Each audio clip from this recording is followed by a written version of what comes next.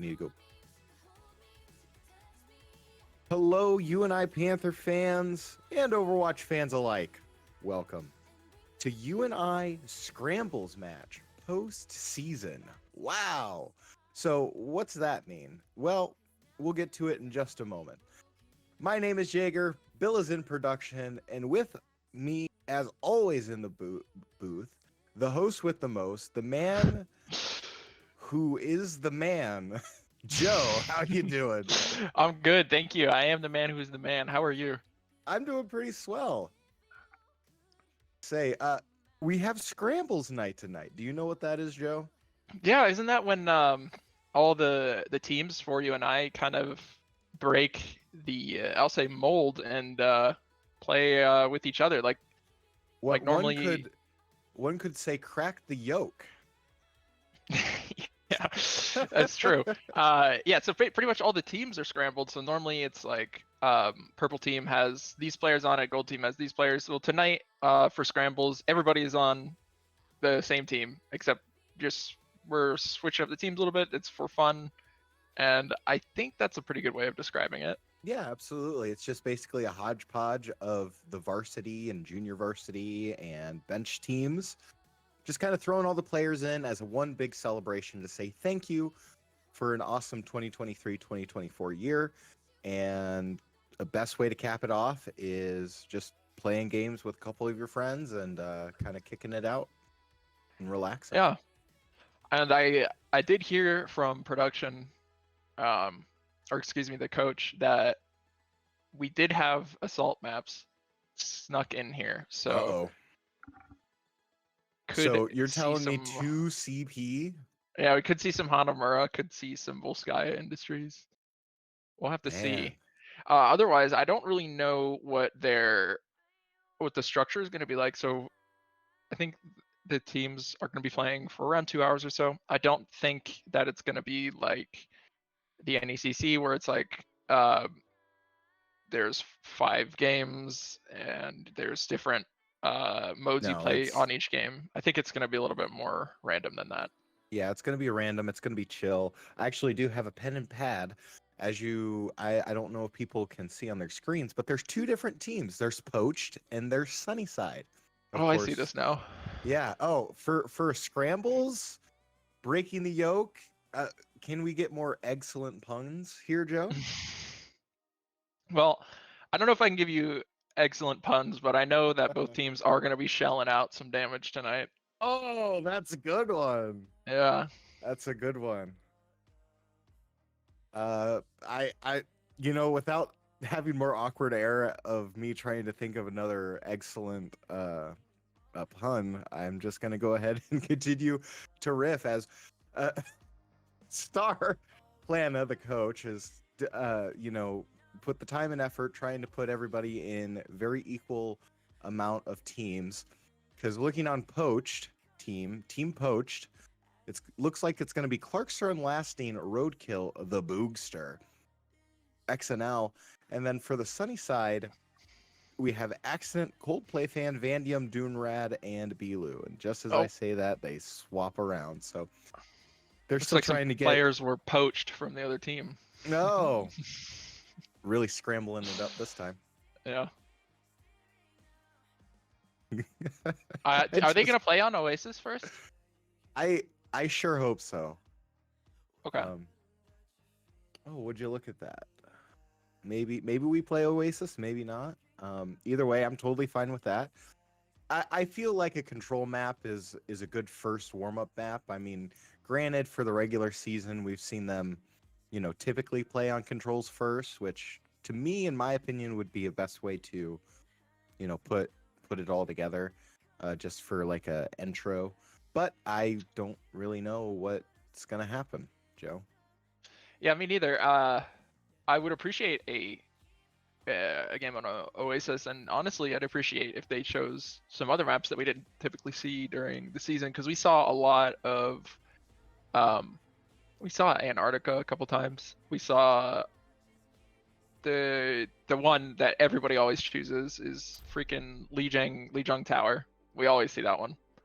Yep. I think we've seen this Samoa map maybe once or twice. I don't know. Yeah, I think we saw it once. At least I know for sure in one of the early maps, I think, for Gold Team. And so that was kind of very interesting to kind of see. But I mean, otherwise, it's just kind of a relaxed. It's like a pseudo-competitive kind of vibe, if that makes any sense, Joe. Yeah, I think so. I'm interested to see what kind of picks we're going to see out of the characters here, if they're going to go with meta picks or not. And I'll tell you, now that's popping into my head, I think at the end of last season, for a bit, they did do 6v6. So I'm interested to see later tonight if they do switch it up to 6v6. I think that'd be funny. You know what? You did that. That was something that happened last time, as we already see Poached and Sunnyside already coming out with some compositions. Clarkster going to be on the tank, goes for the JQ, unlasting on the Cassidy, roadkill on the Sombra, Bilu playing the Moira, and XNL on the Lucio. Who do you got on the Sunnyside? What a joy it must be to feel entitled to you're gonna have to help me here. Which team is Sunnyside? Which team is blue? So Sunnyside is red, and Poached is blue. Okay. Round 1. Capture the objective. I think the Vandy Junkrat on Sunnyside could be popping off. I don't know. It is the Vandy Rat. It is the Vandy Rat. It is the Windium on the basically his #1 character that he played basically all last year and the year before. But already a trap coming out, and Roadkill is going to be the first pick of the Scrambles, followed quickly by XNL. Oh, Vandium already hooked up. Oh, you're good. I just checked the Switch and it's completely fine. It's just us on Discord here. But Vandium and Coldplay fan kind of coming out of the gates crazy on this game one, blowing already up the entirety of the Poached Esports. Well, you know, you could basically say Sunnyside kind of fried him up and had him for breakfast. Yeah, I'd say it's a little bit handled them really quickly like that. That first fight was a little bit over medium, maybe even over hard. I don't know about over easy on this first point here. Well, Roadkill is going to try and make something happen here quickly. Backing out with 2 health, 2 HP. You're right. Back out. That was a fun little 1v1 between Vandium and Roadkill, but they kind of gave up on each other there to keep the fight going. All right, Roadkill able to get the knockout on accident, and looks like Poached is trying to battle back for the point, but of course, we have the Coldplay fan on the Torbjorn, the Swedish chef. Look at him, he's still alive. Oh, yeah, he got the Lucio. He got the XNL pick, and he got the Bilu headshot, and here comes Sunnyside able to recap in quick succession. Oh my god, this Torbjorn is too strong. Well, it looks like Sunnyside are losing some key players here. We're going to see Vandium try to get the tire off, but it gets denied by Roadkill just like that. Vandium passive kills on lasting, that junk passive. You got to watch out for it. We see the Molten Core come out from Coldplay fan. Alex not finding any value out of that Molten Core, and it looks like Sunnyside are gonna go ahead and back off as Poach takes the point here. Yeah, I also find it very interesting here that Coldplay fan is on the DPS. Typically we see Coldplay fan when he was back on the team many moons ago, maybe last year or a couple of years ago, he played support. So it's really interesting to see as we see Roadkill now trying to use the Pharah ultimate and quickly shut down by the booster. Yeah, there was a good call by Roadkill to fair all there. I mean, you always got to be keeping in mind that when you use that ability, everyone's going to look at you and try to kill you really quick. So it was a little bit bold for him to do it right in front of the boogster, but ended up getting a little bit of value as he got a pick out of it. He's going to get back to point here, take out the turret, and Poached Esports still have the objective right now. Sunnyside do got to take it back. Yeah, Sunnyside is definitely going to have to make an initial push as the percentages almost try and equal out here. 55% continuing to tick for Poached. And, you know, they have a pretty good stronghold. I almost kind of want to see them play more together. Just with how they've been operating, they've been able to make pretty good solo plays, like we saw initially there. XNL taking out the Bookster, which kind of set up this current scenario that we're in, but it could still go either way if Coldplay fan and, of course, Vandium can hit a couple good shots. Yeah, especially could go either way when you look at the ult charges on both teams. Both teams have a lot of ults ready to work with and ults coming up. So the fight's going to start here as Accident uses the Moira ult. We also hear on Lasting with the Cassidy ult. Not finding any picks with either so far. We see Vandium with the Tire coming out. We'll see if we find a pick. It's still rolling. Does not find a pick. Accident was able to find a pick on XNL's Lucio, and the Bookster finding another pick with Accident finding a pick on Roadkill as well. So 2 picks from Accident there. Nice work. And it couldn't come in a more opportune time. 98% ticked over for Poached Esports. I like Poached Esports. It makes it seem like it's a real team. I know. I don't know if I should call Sunnyside in esports or like Sunnyside University or something. I think it'd be funny. Sunnyside University. You know what? Let's do that. Let's do that. I'm gonna write that down. Sunnyside University and Poached Esports. Dude, Poached Esports is still PES. It is. That is actually, you know, listen. Someone needs to come out with that line. Oh, Because XNL Vandium gets just a got nice cleaned headshot out. on Vandium. Molten Core already coming out for Coldplay plan, trying to zone it out as we're taking on into overtime. Clarkster able to use the JQ ultimate, finds the booster for it. Now Poached Esports is gonna fight on with a 4-1 advantage, trying to take out Doomrad. Doomrad goes down, and overtime slowly ticking over. And with that, Poached Esports is going to take map 1 of Samoa. Score. Yeah, Sunnyside University just couldn't handle the heat and the pan there. They Production, did can get- we please get the name updates?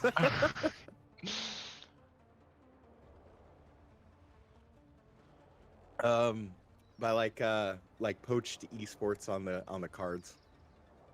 We And- see the and trash talk Sunnyside. coming in all chat right now, Vandium. Oh, So, no. Lamau, y'all really want Farah, and they respond with scoreboard. Oh crap. Oh man, that is very fun and exciting. But of course, you know, it's lighthearted tonight. One. Yeah. It's just It's banter. lighthearted. Yeah, it's just banter. It's not like, you know, you're gonna get banned or DQ'd in that regard. And of course, Clarkster with the nuh-uh. Love that. Love the all chat. Well, already out for Poached Esports, already trying to make something happen here as they're slowly taking space. Roadkill, who is on the Bastion, able to get the mirror pick on Coldplay fan. XNL finding Doomrad. Oh, it looks like Sunnyside are going to be pushed off this first point here, as Poached Esports are just finding picks left and right. But Lasting trying to find the pick on Accident here. The 1v1 of a lifetime. Accident comes out on top. That is actually really huge, considering that Accident is a really good bat player, and also Unlasting is a really good Cassidy player. So that was, like you mentioned, just a duel of the ages, and you could really tell that the situational awareness that Accident had, you know, working around that vehicle was just what won him the duel. Yeah, and as this time where Unlasting has to get back, Sunnyside was not able to capitalize off of the stagger here. As you see Vandium going around on the off angle, invisible, maybe trying to find a hack on Unlasting here as he's separated. There's the hack. Unlasting, Vandium fighting it out right now. But Moira shows up to help Unlasting. Meanwhile, the rest of Poached Esports kind of dealing with the main push of Sunnyside here. The Bookster goes down, and that's going to be Sunnyside's push out the window, I think. Roadkill with the Bastion ult. Yeah, gonna try and get some space. Gets a nice little cluster there, but of course it doesn't help when you have a roof right there. That's true. That's kind of zoning everything out.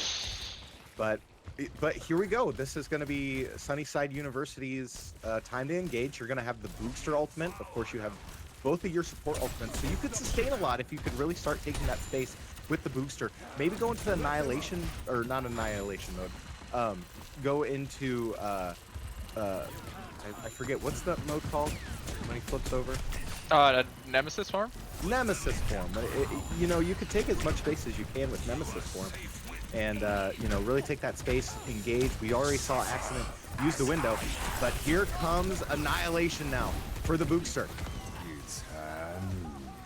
Tanoon. Window. Oh, double kill! With it. Oh my god. And already overtime ticking over now. Poached Esports trying to get the sealed deal. Can't do it as Coldplay fan, who now swaps to the Hanzo, able to get a double kill on 2 members of Poached Esports. Yeah, kind of just cleaned out Poach Esports there with that Hanzo pick. We'll see what Poach does in response, if they're going to change anything up or if they're just going to roll out. Looks like they're just going to roll out. Yeah, and now if you're SSU, if you're SSU, what you want to do is you kind of want to take that space, try to take as, get as many sightlines that you can. But it looks like here Poach Esports is going to go ahead and wrap around and try and collapse on top. Yeah, I think that's a good call, kind of going off the side, getting high ground, but there goes the Sombra and Hanzo combo. Gonna be finding 2 picks for Sunnyside, and Poach are gonna find their own 2 picks in this fight here. 3 picks, or excuse me, Sunnyside found a 3rd pick, so looks like this is for Sunnyside right now. Absolutely. Sunnyside University. And the one thing to note too is that Clarkster was going to try and use the JQ ultimate and basically died right as soon as Clarkster pressed Q, so that's going to be a lot of value for Sunnyside University. And it's just going to be one of those things now where it's going to be a height advantage, who can take advantage of the top of the cars, who can work together as a team, kind of flank together, that Poach is currently trying to do. Yeah, Clarkster knows it's now is kind of do or die time as the tank. You got to make that space. You got to look for a pick right now, because if you don't, it's going to be going into OT on the point here. It's kind of dangerous. He manages to push off, looks like the majority of Sunnyside, but there's still some people contesting on point. He has to deal with this Ramatra in his face. Look at his health. It was bouncing around between under 100 and over 100, but he does go down. And here comes Roadkill now trying to go in a mobile turn form, trying to keep going. We're now in overtime. Vandium gets the pick with the Tracer on Bilu. Able to pick up Roadkill. That's 2 members down for Poach Esports. Time slowly ticking over now. XNL, he's going to wall ride. He's going to try and extend this as much as he can. Gets a nice little boop, but pays for it in the end. Overtime ticks down now over half. And with that, we're tied on Samoa. XNL Reed almost had enough time to contest there for his team to show up as the Lucio, but it was just a second or two too early to die. Really unfortunate, but we got ourselves a game, Hunter. Absolutely, and that's so exciting to see, and I'm curious to see if more people are going to keep on bantering. Is there going to be more BMing in chat? And there it is, Wow. Steven. If only you played like this in your comp games, Reed. Yeah, Damn, they live that's together difficult. too. So that's I know. Those are some hands to be throwing right now. Those are some hands here as we see Coldplay fan now going back to the Torbjorn. 1-1 on Samoa. Poach Esports, Sunnyside University, looking for their first win of, not necessarily a series, but of the time allotted till we hit about 9:30 or earlier. And something I really want to point out here, the Clarkster is doing this every round. I really like that he's doing this for Poach. He's walking straight out, getting as much space as he can, as soon as he can. He's not letting the Boopster do what he's doing. So he may be taking probably too much damage right here. He did make some space for his team, and I do appreciate that. It fortunately didn't matter as Sunnyside do take the point. Well, the other side of the coin too, Joe, is that you also have to sustain with enough resources, and it can be very difficult if you're not, in the right position. Like we know Boogster was playing really close to the Doomrad here and able to get a nice little pick on Clarkster, so a tank down, and 2 members now. 3-4 going for a team kill. XNL's trying to get out of there. Down to about 20% health. Forces out Steven's recall on the Tracer. That's pretty good, but did not find the kill, unfortunately. He survived, though. That's good. All right. Yeah, I think what Clarkster needs to do is he needs to keep a little bit better eye on where his team is at, specifically his sports, because that last fight, they did go around the corner to the right from where the Bookster's standing. Oh, a little bit of an awkward drop. There you go. And he did get cut off, so it's something that Clarkster does have to keep in mind. Right now, Bilu doing a little bit of a 1v1 action with Vandium here. Oh no, Gets stuck. But he kills And- Vandium with the AoE! Oh, that is Bilu, nice nasty. work. Roadkill finding a pick on the Bookster. Yeah, Stevenson's lull. Yeah, Oh, I'd and laugh we're too. at the perfect number 2. Way to go, Poached Esports, able to get it flipped over right on time. Clarkster with a nice rock on Coldplay Fan's turret. And headshot for Roadkill on accident. That's going to be a nice little reset. And for that, they now get vision. Yeah, that Widow ult's gonna come in handy here. As Sunnyside do have to kind of group up and choose a direction to push, they can kind of, or sorry, Poach can kind of, you know, just be like, hey, they're pushing this way, let's react. But it looks like Sunnyside do know this. They are gonna wait out the Widow ult, not really push anywhere right now. And here comes Gravitic Flux from Clarkster. Beats out. Try to force the hand, try to spread him out. Unlasting, able to get the Deadeye shot on Vandium. Trying to force it out now. Bootster has a nice beat and a window coming out. Gonna have to be Poached Esports who has to back out of this one. Clarkster able to take out accident. Resources going down now for SSU. Slowly trying to duel it out on point. And Coldplay Fan trying to zone out with the Torbjorn ultimate with the Molten Core. Clarkster finally able to get the answer and the revenge. Bootster down. Right now, Bilu and Clarkster trying to do their best to maintain the point for Poached Esports. Looks like they were able to do enough. Sunnyside are regrouping here for the last push. It is do or die time for Sunnyside University on this game 1. If they are not able to make this push, I think that they are gonna. Yeah, and it's really difficult when you committed so much resources and ultimates into that. You're gonna have maybe pulse bomb, and you're already down your tank. Coldplay Fan took out Roadkill. It's gonna be like you need to push now, or it's No! Oh, I was just about to say Bilu was tearing it up. The entirety of Sunnyside University. He pushed in, and Bilu was just wailing on him, but Bilu actually fell off. Now it's just Coldplay Fan fighting the Clarkster. Someone's fighting behind. I don't know who it is. Oh no, overtime slowly ticking over. SSU gonna look to get this one, but XNL trying to wall ride, try to stay alive. XNL's a rat. Oh my god, look at him. Oh, there it goes. That's just nasty. But there you go, Coldplay Fan able to use the 6-man, the turret, and get the value on that, and Sunnyside University able to get this one ticked over. Nice double kill coming out from SSU. Okay, so for this next push, both Lucio beats are ready to be used. I said UNI. Poached Esports gonna blow that Widow ult, try to scout out where Sunnyside are at. Looking for a pick on this Kiriko here, Roadkill. Might not find it. We see a Molten Core come out, and a Gravitic Flux come out, and a Brig ult, and both Lucio ults. Yeah, if you're Poached Esports, you just want to dump and go. Yeah, you're right. And already, just tons of people finally going down. Overtime still slowly ticking over. XNL is going to wall right again. He's going to be down to just 1 health, and he gets eliminated. Sunnyside Esports still trying to continue to make this go. Roadkill down. Right click from Doomrad. And with that, Sunnyside University is going to take control and bragging rights to game 1. That was a good game 1. Play of the game. You see Coldplay Fan with the Tor play the game. I like that he only has one googly eye.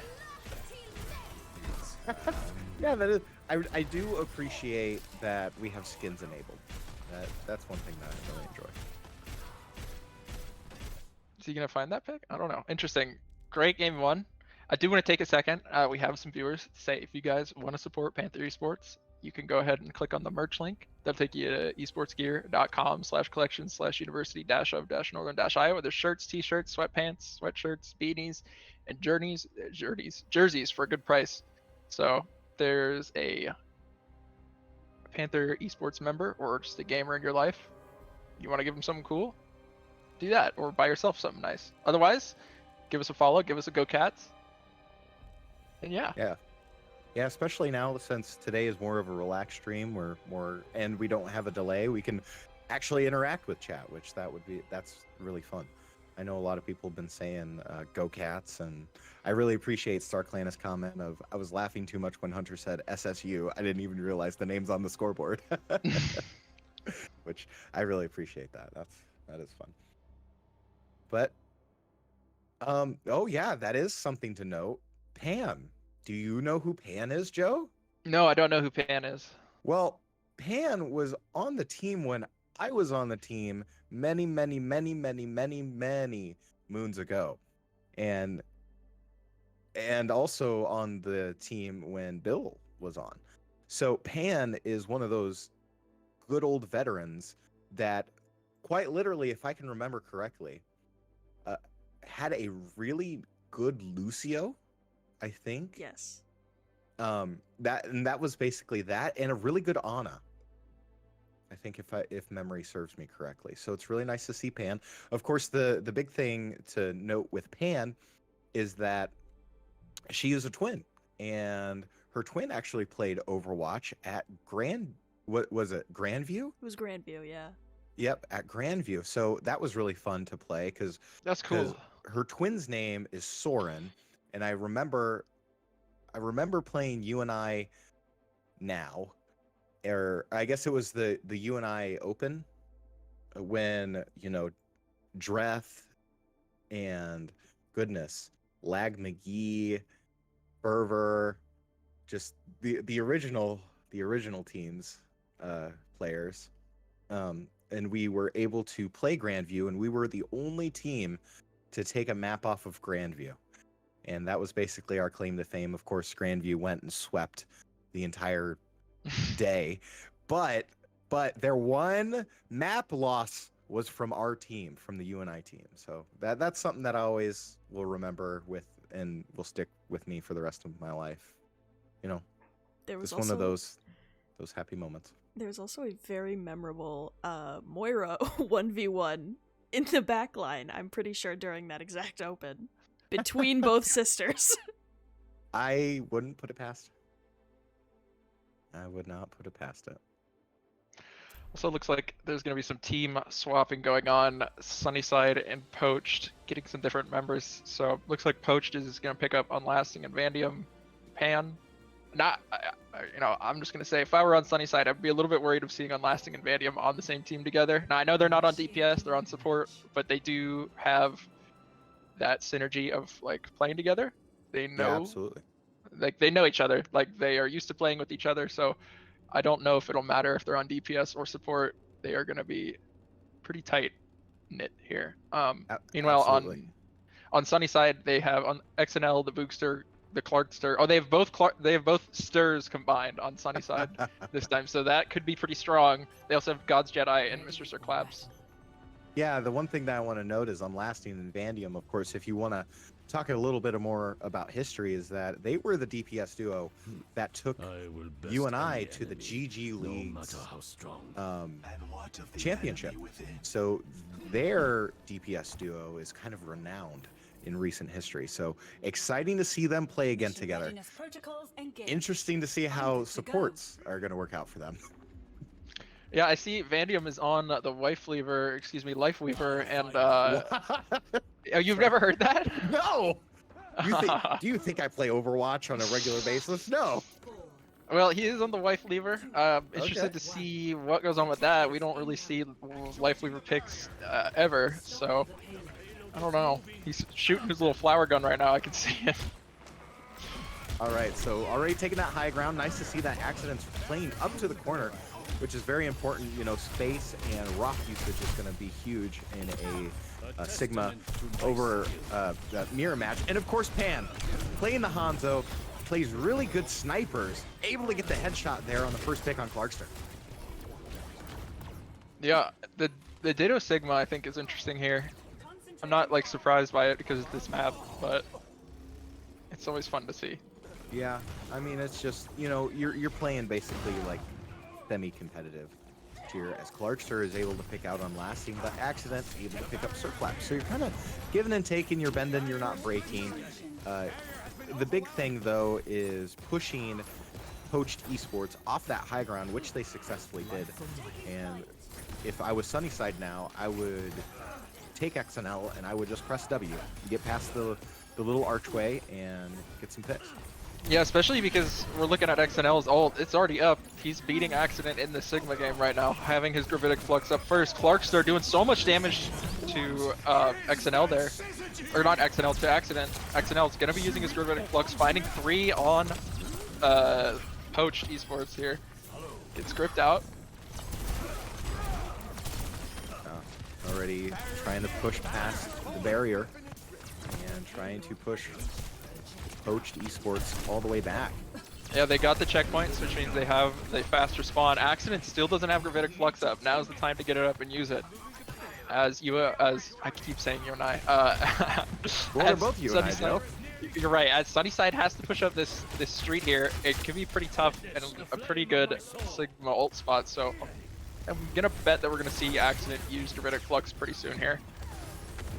Yeah, and that's going to be another thing too, is going to be the ult usage. Of course, you still have a lot of leeway here, as Pan is going to use Dragon Strike, and forces Unlasting and Bilu to use their ultimates as well.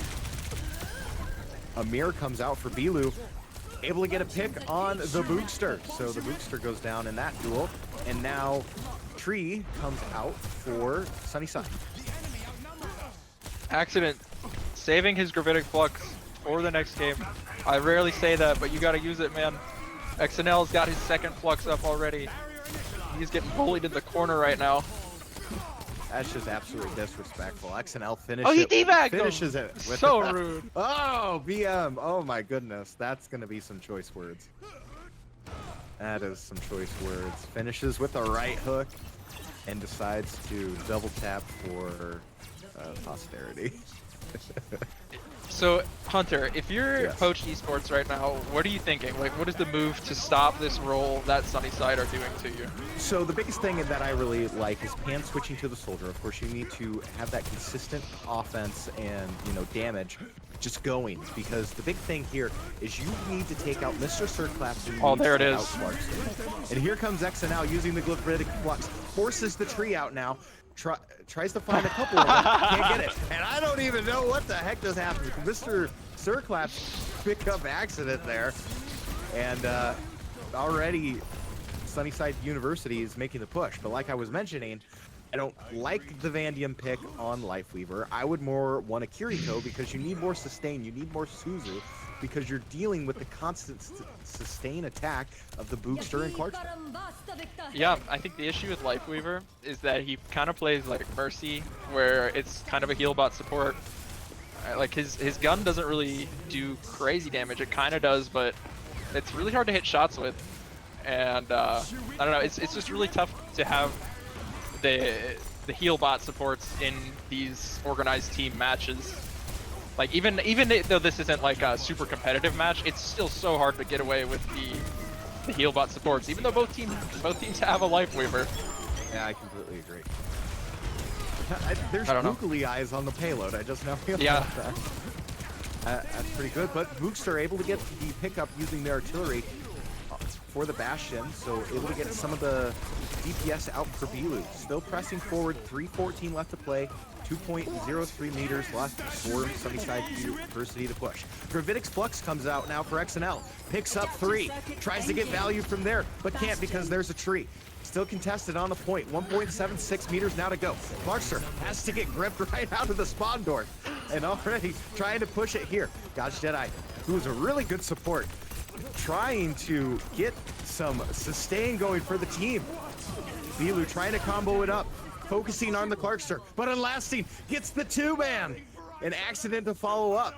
So the sustain now for Poached Esports is exactly what you need for the win condition here. Yeah, the Clown Fiesta is finally over. That was an interesting 30 seconds. I do just want to take a second, if any of the players are watching the stream, and I say something offensive. I don't mean to upset you. As I said earlier, I said Accent was saving his ult for next round, like next game. If that upsets you, I'm sorry. I just thought it was funny. You know what? No, because you know what? That's fair. I think we should all be very lighthearted and very calm. Should be chill. Speaking of things that are chill, this is not chill what Sunnyside University are doing to Poach. They're all going high ground here. They're not messing around at all. Yeah, they're trying to rotate out and around, and of course Pan's trying to get those nice long distances. Here comes the Mr. Circlaps immortality field. Quickly goes down. XNL with the right hand hook, able to take out Unlasting, forcing now the Clarkster barrier to come out, trying to keep on pushing the point. Accident goes down. The Bookster picks up 2. God's Jedi and Mr. Circlaps continuing to press here. And with 1 minute, 29 seconds left, a full push complete. Score 0-3. Switching Damn. sides. That really good analysis, Joe. Yeah, I mean, look, Match. I want to say that I don't think either team should be running the Life Weaver, but I guess it worked out. I don't know. You know, I think it worked out for the comp that they were trying to push. I mean, because they weren't necessarily, because it's not even technically a rush comp. It's not really a brawl comp. It's because Life Weaver is just not good.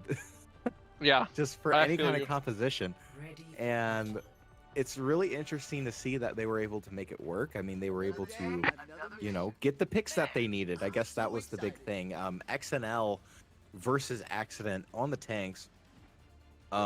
I would give the edge to XNL just because of the simple fact that XNL is cycling through a lot better of the or not the ultimates, of the abilities. You know, they're using the shield when they need to, creating that space, working the corners, and then just, you know, getting those critical rocks, getting the stuns when you need to.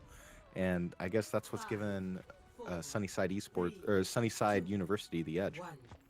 I want to take a second to point out here, Vandium did switch up to the Moira, and that is kind of scary for Sunnyside University. Vandium's Moira is pretty good, so we'll see if that makes the difference here on the attack for Poached.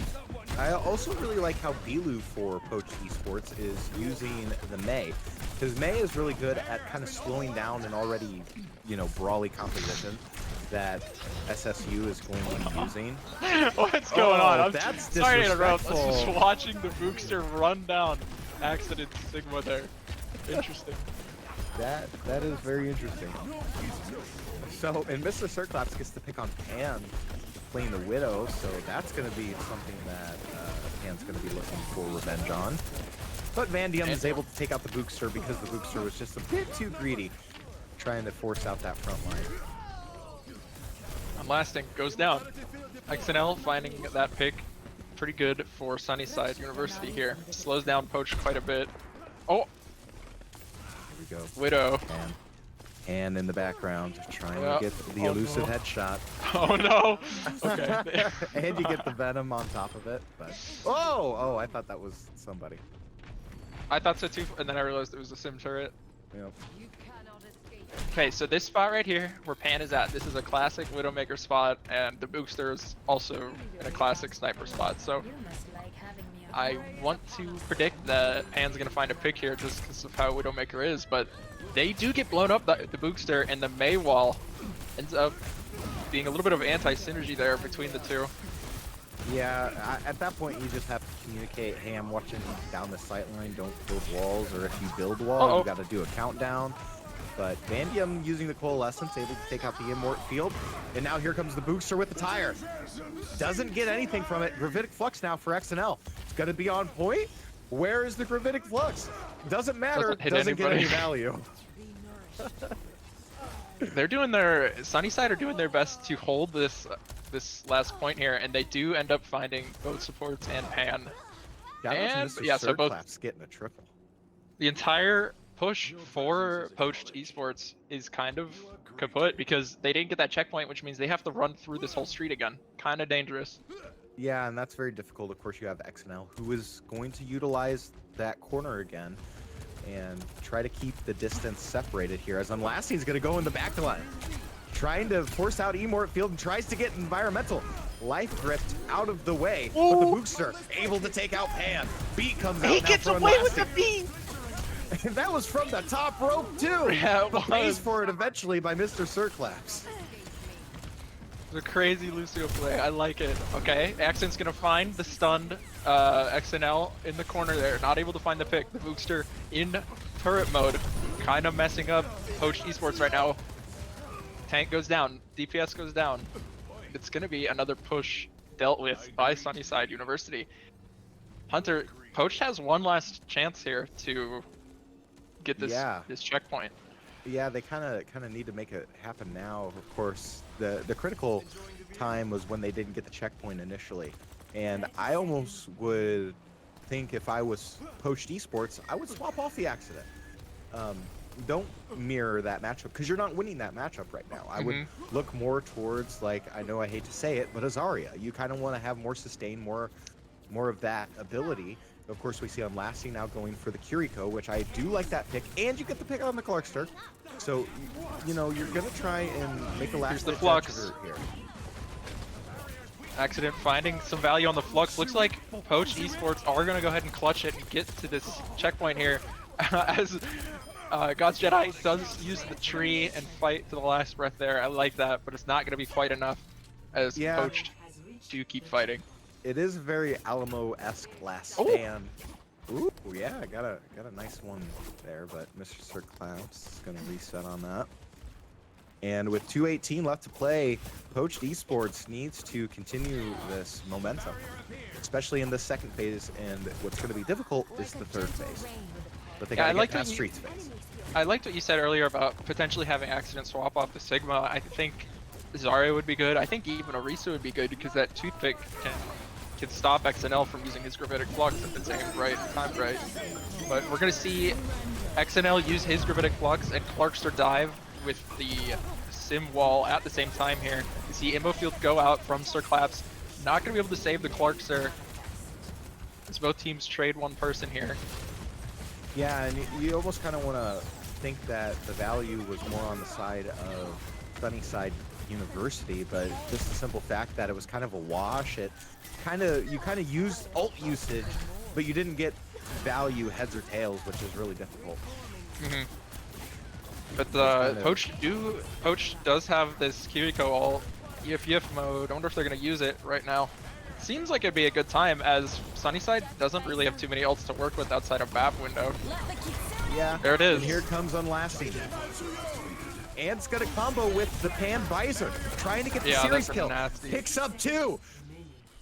Or excuse me, picks up the Emort Field and Mr. Sir Claps. But that's exactly what, you know, just a minimal amount of coordination can go a long way in a game like Overwatch. Yeah, the Kitsune Visor combo is one of those combos that is pretty difficult to beat. Kind of like a Grav Dragon Strike combo. A good Grav Dragon Strike can be really hard to beat if there's no like Life Weaver or VAP or Kiri Suzu kind of thing. Absolutely. So, 2 points ticked over now for Poached Esports. Has less than 2 minutes now to try and full push it into overtime. Vandium and the Bilu have their ultimates for the side of Poached Esports, and XNL and the Bookster soon to have theirs. Pan able to take down Clarkster, so one down now for SSU. Trying to continue apply that pressure. Pan and Accident kind of working that top side. I do like the off angle that Pan is trying to give here on the top right. Okay, we see the male come out for Bilu. Don't know. Okay, it's not able to freeze anyone on Sunnyside. Okay, here comes the Gravitic Flux from XNL at 1 health. Is not able, but it's not able to finish because he does get picked. Oh, that's just unfortunate here. As Poached Esports seems to be just walking with this momentum now. No value there as Unlasting's able to use the Suzu. And a Kitsune Rush now in quick succession for Unlasting. 2 are found for Sunnyside University. Gravitic Flux comes out, finds 1. A critical Emor Field comes out, but it's going to be no value as XNL is going to pay for it. Kind of SDs on himself, and with this, we're going into overtime. Yeah, Poached Esports kind of came out a little bit nasty after that first checkpoint there in game or round 2. Accident played to his strengths a lot better in terms of walking on XNL when XNL messed up. You know, that's a really important skill to know as a tank, and even if it's not just Accident saying to himself, "Oh, I need to." Like, I need to walk up now. Even if like Unlasting, Vandium, Bilu, or Pan are like, hey, let's walk. Whatever it was, it worked out for Poached. Yeah. And I don't know, it was cool. Yeah, But no, I completely agree, and I think you bring up a good point too, because You know, Accident did a really good job there, especially there towards the end when they started having the momentum in their favor. Is, you know, identifying, you know, where XNL, you know, like you mentioned, where the weakness is. And ideally, the weakness was when XNL was kind of pushed up a little bit too far, you know, trying to take that space, and just kind of worked alone and then worked around the shield, able to get a few critical rocks, and then just have his team focus fire him down because XNL didn't have any abilities to use. So good job for Accident, you know, learning the play style of the other tank. That's a big thing as a tank player, and able to get this to go. But sneaky Boogster. Yeah, I like this play by Boogster. Looks like Sunnyside are recognizing that Accident is walking a little bit more. You know what I mean when I say walking, just kind of like making space, going forward. And so they are going to go ahead and pick the Sombra and try to get behind. Looks like the hack goes out on Unlasting, and they are not able to find the pick. Yeah, it's really difficult. You almost kind of want to focus fire that. I would almost want to see something paired up. You know, instead of Vandium on the Moira, maybe I would necessarily like to see an Ana, or I guess we do see an Ana, but Oh, no. you need to get that. There he goes. Either get the purple. Oh, the Boogster goes down. That's unfortunate. And Mr. Circlap's able to take out Accident, so maybe this is free walk now for Sunnyside University. I like that free walk. Free walk. Oh man, that purpled XNL almost went down, but the Lifeweaver grip, you know, we are talking trash on Lifeweaver, but he did just get saved by it, so I don't know. It's gonna go into OT. Poached has to be careful not to C9 the cart here. Yeah, It could get really easy to C9 in these situations where you gotta force and make space and everybody gets excited. Yeah, at that point, you just kind of want to play close to the cart. You want to kind of hunker down and not try and get baited out to kind of chase and follow.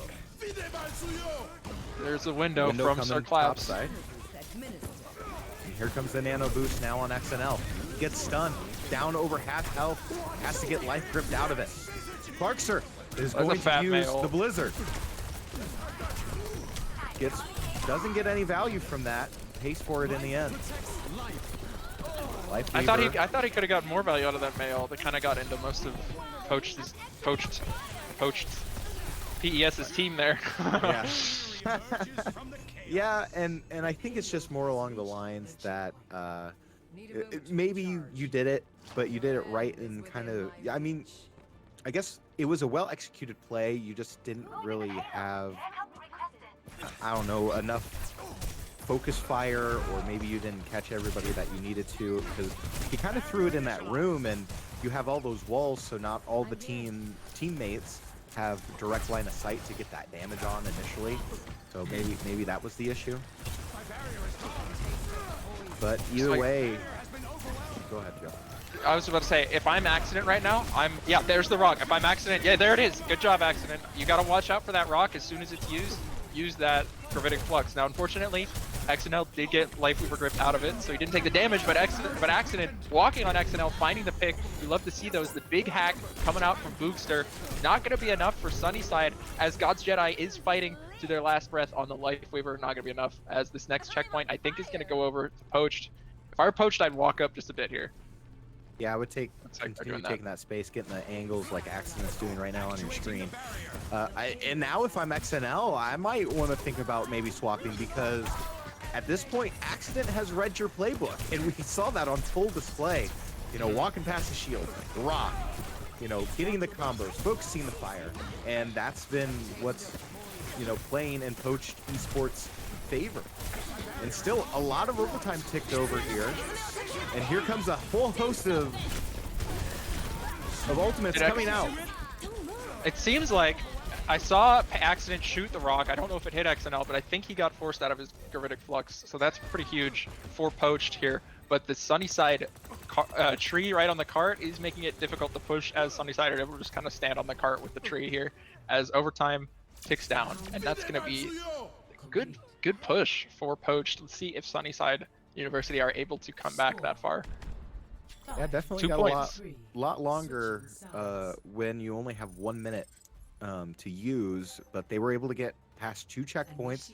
Unfortunately, the choke point in the doorway right there is kind of what held them up, and then just a well-executed final push by Sunnyside University, able to get this one to stop a full push, but third point's always so difficult. Mm-hmm. All right, Joe, here we go. Sunnyside's got to push it 2 points plus a little bit of change. How do you think they need to do that successfully? Yeah, so I think right now could be a great time to switch up a tank. You've had Sigma Ditto the entire game. I mean, if I'm a tank player at this point, I would kind of be expecting a swap, but at the same time, I'd be like, oh, they're going to go Sigma Ditto. So maybe it'd be a good time for like a Winston or something. Because isn't he supposed to beat Sigma?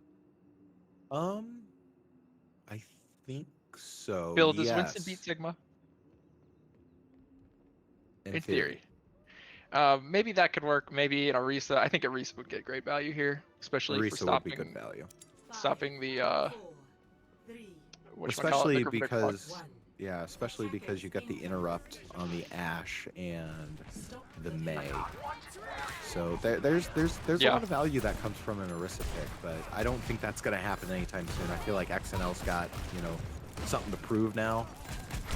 And I don't know how you can prove it any further than that. Accident able to go out and get the initial first pick. Trying to stop this Sunnyside University push out from the outright start. Where's XNL? Oh, he's a little bit late coming back out in the spots. Yeah, back in the spot. Dead controller. Something happened. Looks like Coach are playing this corner to the best of their ability here. Not able to find a pick quite yet. Oh, good nice purple. Oh, but the ammo field coming out. Immort field and life grip, able to get XNL just out. And because you're focusing all that resources on just one tank, keeping them alive, you're opening it up for like the Bookster or the Clarkster to get absolutely picked. And luckily, Poach didn't, take that advantage. And of course, XNL is now slowly walking on Poach's team, trying to get past that point there. And of course, still trying to duke it out. Nice Maywall coming out, getting it sorted out. Try to separate this team. But Vandium able to get the pick on Clarkster. Window comes out now for Mr. Circlap. Accident is overextended. And because of that, XNL able to capitalize and get the revenge kill. Okay, and also Sunnyside have a couple ults to work with. They're going to have Gravitic Flux. They have the Life Weaver tree coming up, or it is up, and they have the Junkrat ult coming up. Also a note too is XNL has that Gravitic Flux. You probably already mentioned that, sorry. I did, and it is important here because it's going to be one of those tools that you got to use. Okay, carefully. I was going to say he just uses it. He almost gets rocked, but Accident isn't able to find it, and Accident goes down. So that's kind of what I was talking about, a critical moment. You need to use it when they're going for the contest and when you need to, keep pushing. So it was really good by Sunnyside to recognize that moment. But now, Poach have their own Gravitic Flux to work with. And because all of Sunnyside has to sit on the cart, that could be pretty disastrous for Sunnyside. So we'll see. And the other thing too, is that Pan has the Bob, so you can kind of get the dual angle, kind of split the attention of Sunnyside Esports, and if you can do that, get a nice Gravitic Flux right on cart, pull him off in that overtime, and here it comes now. Here's Bob, gets blocked by XNL, forces the Immort kill to come out. Pan. Bookster. Yep, Bookster able to pick up one on Pan. Vandium gets the pick on the Bookster, and God's Jedi is trying to answer here. Pays for it for Vandium. And two members of Sunnyside University still on point. Of course, a late window comes out for Mr. Circlaps, trying to force the hand of Accident. Trying to 2v2 it. B-Loose sneaking up in the background. Trying to force the hand. On point. Has to use Maywall. Tries to work around it. XNL using the shield, and Pan's on point now. Swap to Tracer. Here comes SSU in full force. Oh man, that was a crazy clutch by XNL and Circlaps there, holding it was 2v3 and then 2v2, and then their team showed up. It was a really, really clutch hold. So now it's coming down to that last bit of change you mentioned before. Can Sunnyside push up this tiny distance? They can, but Poach needs to contest. They need to sit on this spot. It's not a terrible spot to sit because they do have some corner cover, but that Maywall going to be devastating. There's the Moira ult coming out from Vandium. pushing Sunnyside University off the cart here. There and goes XNL XNL pays and for it before he Clarkster gets. and Boogster. Oh, and with that, Poached Esports able to push him off. C9, Hot Dog Wally's claiming. I don't know about that, Joe, but I don't with think that's this- technically a C9 because they I got don't- forced off yeah. the point. Yeah, but with that, Poached Esports is going to tie the series 1-1. Vandium with the Moira play of the game here. I think, yeah, he killed XNL earlier with that Moira skill orb during the Gravitic Flux. So super awkward for Sunnyside in that moment. Absolutely. And the other thing too, I really do think that it just that last match really put on display how good our tanks are in this team, is because there was one point in time where it was like the XNL show, and of course they mirror matched the whole entire time.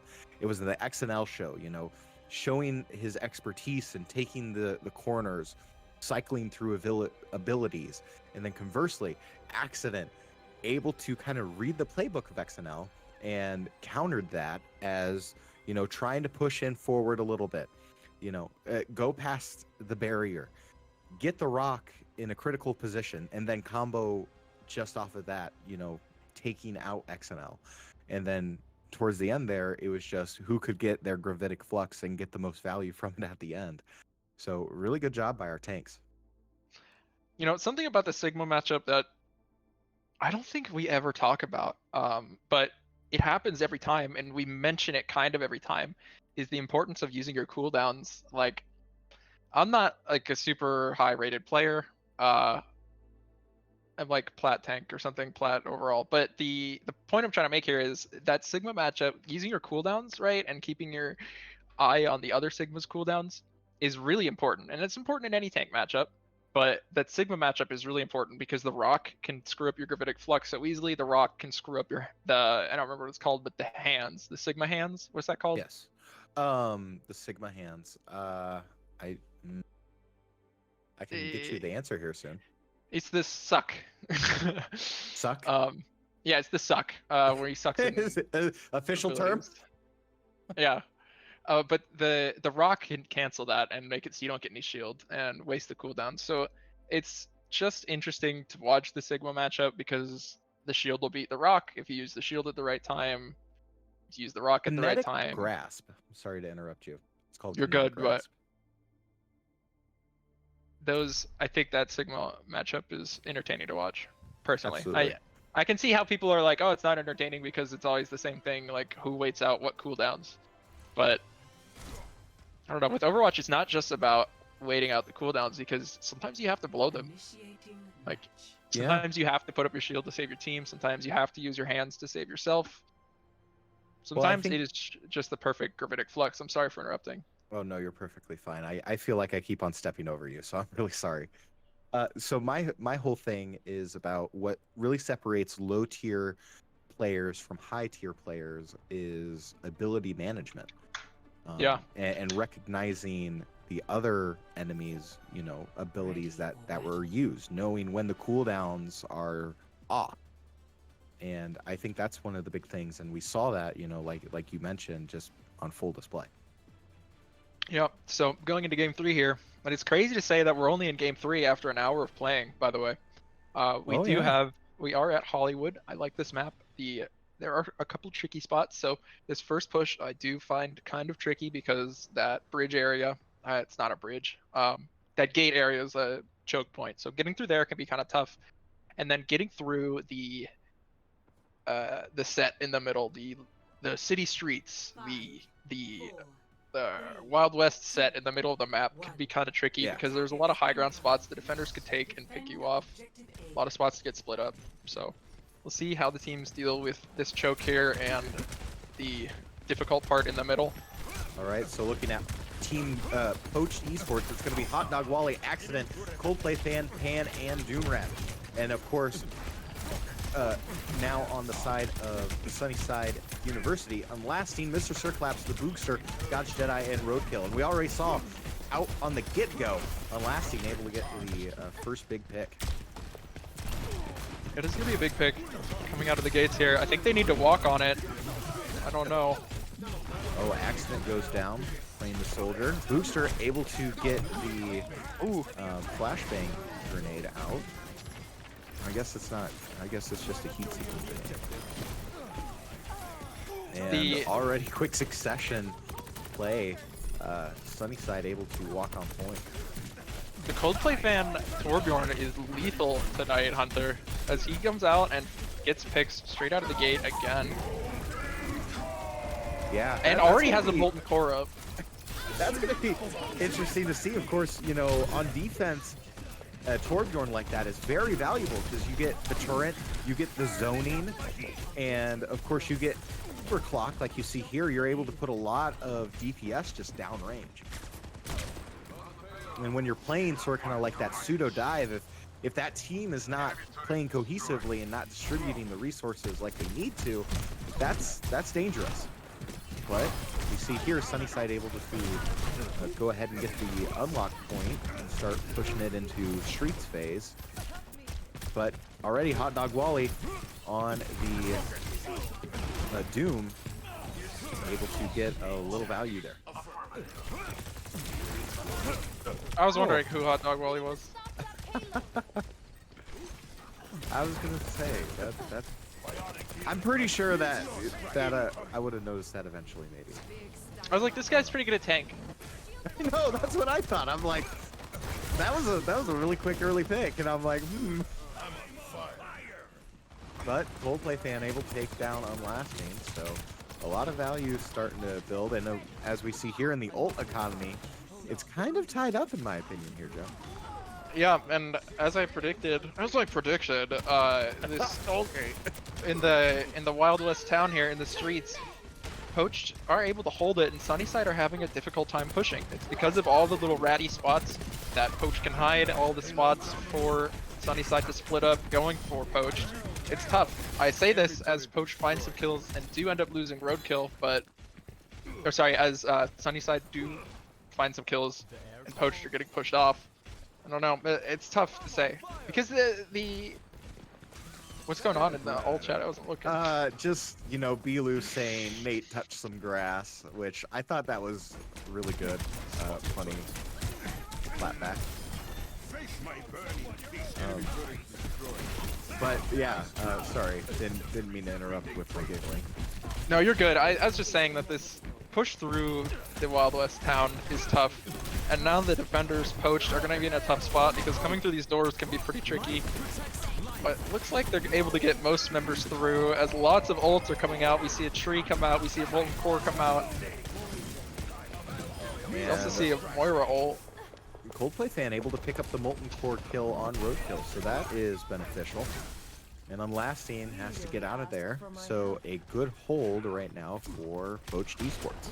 Yeah, and now we run into this thing I keep talking about. Poached gets to hold high, gets to scatter, kind of force Sunnyside to go after one pick at a time, and that can get them split up. Now, they can also just go for the cart, but if they do that, they'll get picked off by Poached. So, tricky spot for the cart to be in. Yeah, Poached. Absolutely. And you almost want to see, yeah. And as we see Hot Dog Wally able to pick Mr. Surflaps, and that's essentially what you need to do here as the ultimate now comes out for Hot Dog Wally, able to get a nice rocket punch on Roadkill. And that's essentially what you need to do, is you need to go in, you need to get those individual picks, take advantage of their isolation in those little pockets that you're hiding in, like you mentioned, Joe, and just, kind of focus fire and take it one by one. I like this Doom ditto that they got going on. They keep, both Dooms are not going for each other too much. They are at the start and at the end, but as soon as they're able to dive like this, he just goes past the other Doom Unlasting, doesn't care about Hot Dog Wally. Meanwhile, Hot Dog Wally says, wait a minute. I like this. Yeah, see, he dives his team right when Unlasting goes away. Just that Doom matchup.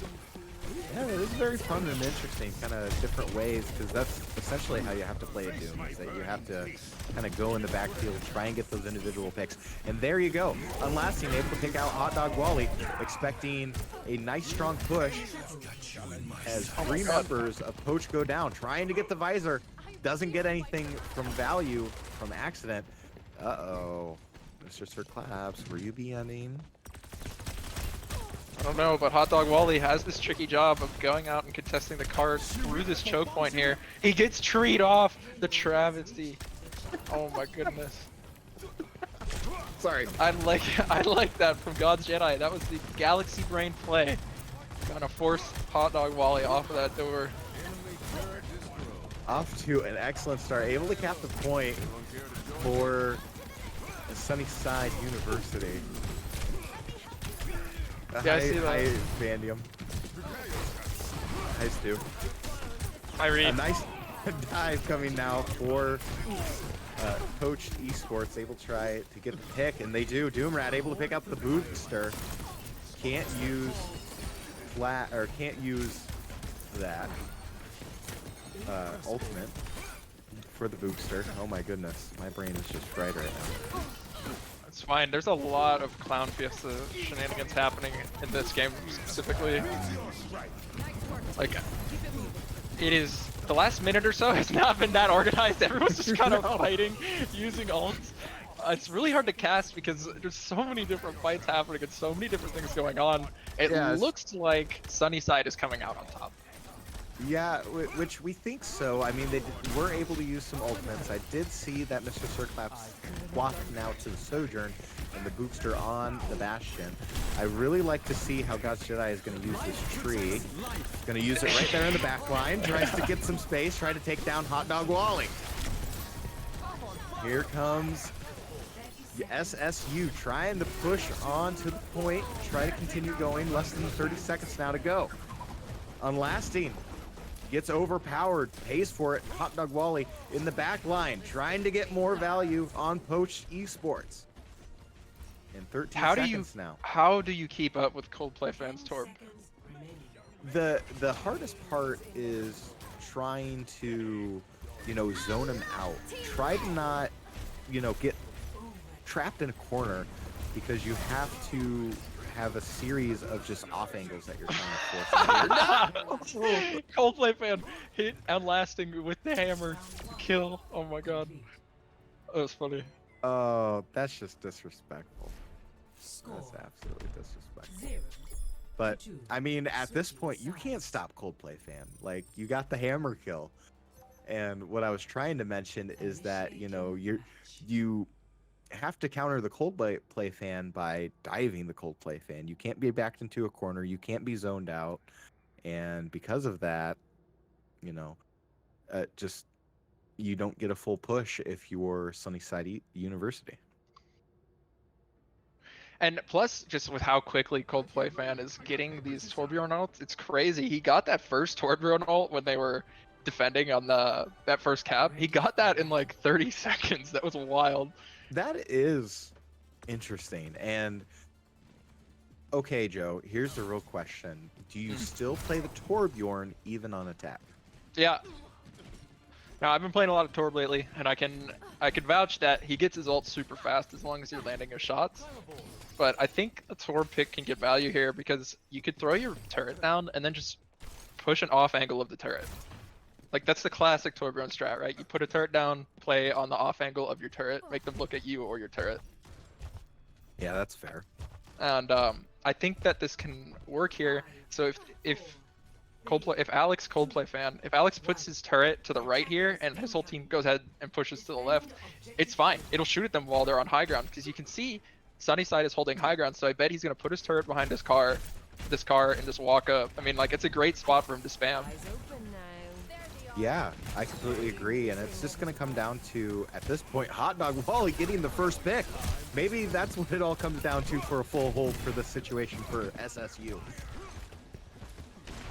As Poached trying to take the space on the high ground, the Boogster, he's going to get picked by Hot Dog Wally.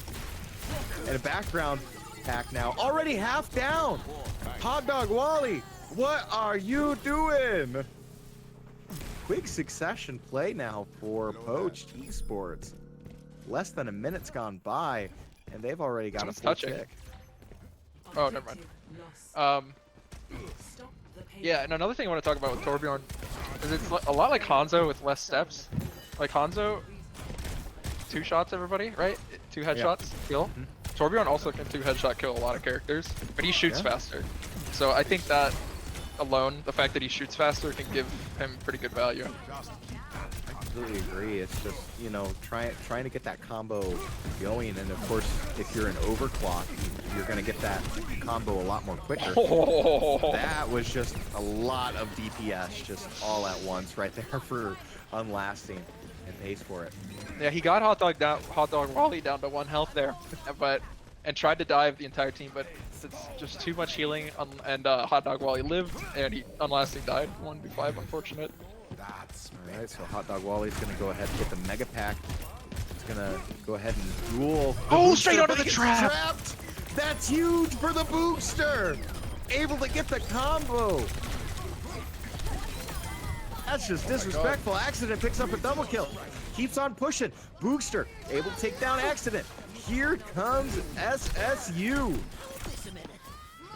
Wow, the Bookster's on absolute fire right now. Some crazy clutch Junkrat picks here in this Poached Esports push. Yeah, Sunnyside. I like Vandy in the chat. Watch out for the trap. And here comes the Bookster using the tire. Mr. Sirclaps, was that a solo EMP? I don't know about the solo EMP with the solo tire on accident there.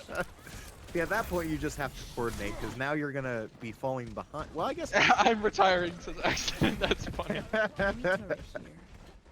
I love that. This is That's evil. so So they hard focus him, and then they're gonna send Sirclaps in back here to freaking spawn camp him. That's evil. that is disgusting, but it takes a lot of DPS away from that front line. It's So you true. basically have a free reign on, you know, the Bookster and Mr. Sirclaps. Here comes Coldplay Fan, who's been quiet with the Molten Core, able to pick up Roadkill, tries to make it 2. Hot Dog Wally, though, able to take down the Bookster, but Coldplay Fan keeps on pushing along, takes down Unlasting. Mr. Sirclaps is Sirclaps still camping. still camping in the backline, taking out Accident. So you're just basically taking away a player. So it's constantly, even though it seems like it's a 4v4, it's technically a 5v4 because you're taking away a lot of DPS. Oh man, and Sirclaps still camping accident here. Gonna go ahead and file a formal complaint against Mr. Sirclaps in this friendly match here. This is a and here personal goes joke again. complaint. Yes! Kill him. Good job, accident. I'm happy. All right. I hate Sombra. I should say that. I'm sorry. Oh, is that the big disclaimer here? Yeah, I really hate Sombra. That's fair and valid. I completely agree. I mean, I'm not a big fan here, but here comes the push, and it looks like Poached Esports will push at the distance, and they will get Hollywood, making the series now 2-1 in favor of Poached Esports. Okay, so I saw in chat there they called that a C9. I think that's a little bit more of a C9 than the last round, but I don't know. Well, I mean, if you want to be technical about it, of the rules, they did get pushed off, but I could see it go either way because they were kind of focusing off in that far corner trying to get the space. Yeah. So I could see it both ways.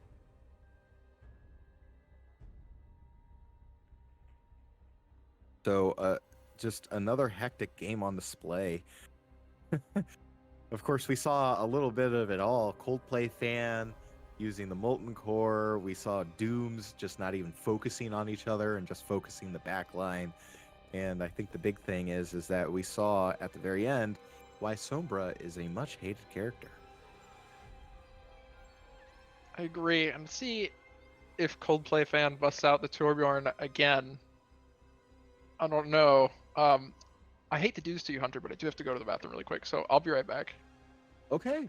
Well, I control the television set now. You must listen to my voice. I'm sorry. So with that, Poach Esports 2-1 on the series of fun little game of Scrambles. Really interesting to see what the next map is going to pick, because I don't think we have a rhyme or reason to whatever's going on. I guess I can fill in while he's gone, because I'm Hi, not doing Bill. much. I'm just sitting here. Welcome, Bill. Are you enjoying the matches today? I'm having a great time. I know I have myself muted for stream like 90% of the time, but I have been laughing for most of watching this. It's incredibly funny. Also, the C9 is kind of a Josh, because most of the C9s that they said have happened are not true C9s, as I would like to point out. They are just joshing. Yeah, of course. And of course, all the BMing that's happening, either in the game or in all chat, I feel like it's just friends, bantering with friends. It's not actually, like, there's no meaning behind it.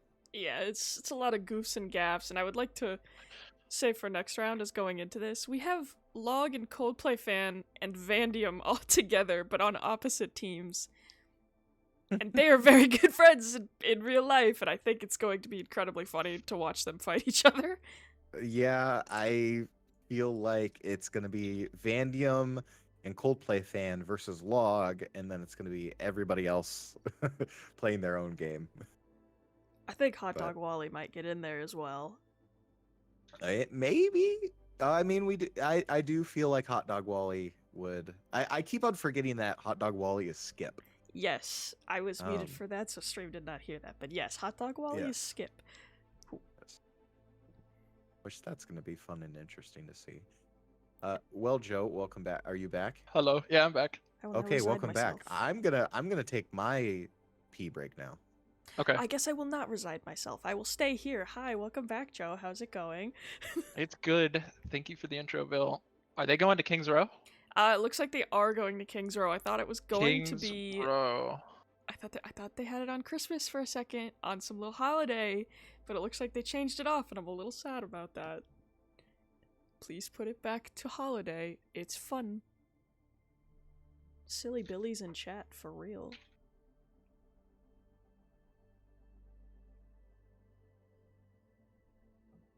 How are you enjoying the matches so far, Joe? I'm enjoying them. I am having a good time casting this because it's fun.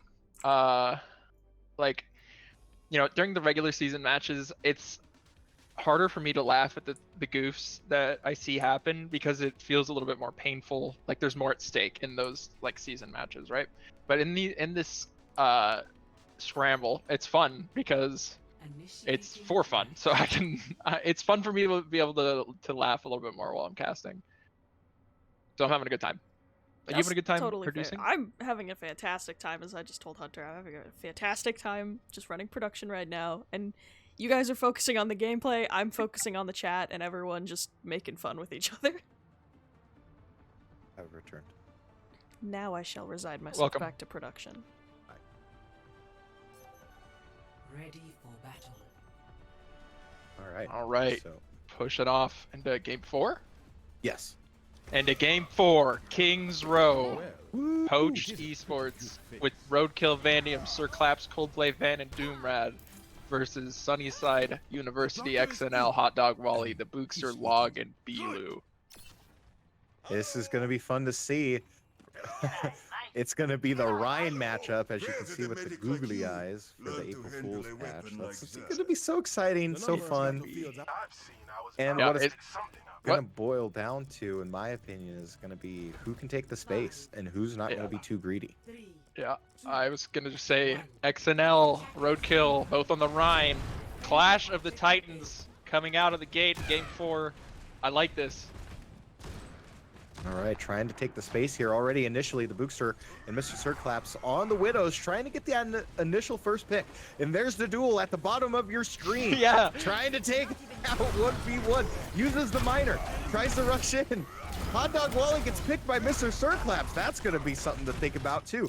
XNL has to back out and get resources down to a quarter of a health. Looks like Roadkill came on top for that duel. I'm gonna give Roadkill 1-0 on XNL for the All right, Rhine you keep duels the this tally. match. I'm keeping tally. Tally. Nice. I like the sniper tools that are going on right now. The booster able to take out Mr. Circlap. Roadkill able to get the fire strike on Hot Dog Wally. That's going to be something that matters here. XNL, he's pushing in now. Going to be in the corner. Vandium able to get the pick. Playing, of course, his main character, Junkrat. I'm gonna go ahead and call that a second dub for Roadkill here on the Rhine Ditto. XNL gonna have to step it up a little bit if he wants to take down Roadkill's Titan Reinhardt here. All right. Let's see. And it's also going to come down who's going to get the fat shatter. I feel like whoever gets the biggest shatter, that's got to be a win of itself, in my opinion. I agree. I'm not. Or at least points. Yeah. I'll keep track of fat shatters. Oh. Okay. Now Roadkill's going to draw first blood. Gets the drag out at the back line. Gets the left click and down. Way to go. Good strong defense now for Poached Esports. Ooh, that's nasty. Hard scoped. Or was trying to hard scope. Check his PC. It's like a Call of Duty game. Oh, you're hard scoping. You're hard scoping. That wasn't a quick scope. 1v1 on Rust. Oh my god. That takes me back. Hot Dog Wally able to pick up two, swapping off. I know. I'm sorry for interrupting you, but he's charging in again. I like this. Oh, down goes Roadkill. Finally, a dub for XNL here. All right, so with this, SSU is going to go ahead and try to get the first ticks over. Hot Dog Wally's going to try and zone it out. Try to make sure that they don't contest.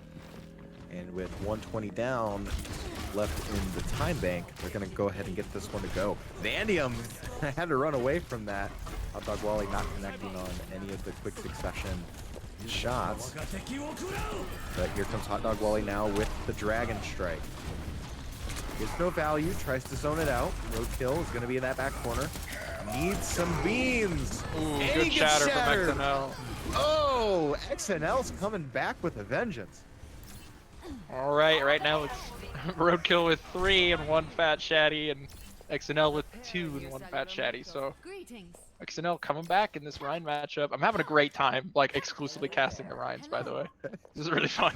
Are you telling me there's 4 other players, or I guess 8 total other players playing the game right now? Because I don't see that. I don't see that. Yeah, there are, but I don't know. I'm only watching the Rhines. They only have eyes for XNL and Roadkill. Exactly. All And right, you know, in this fight here, so Roadkill. He gets shattered.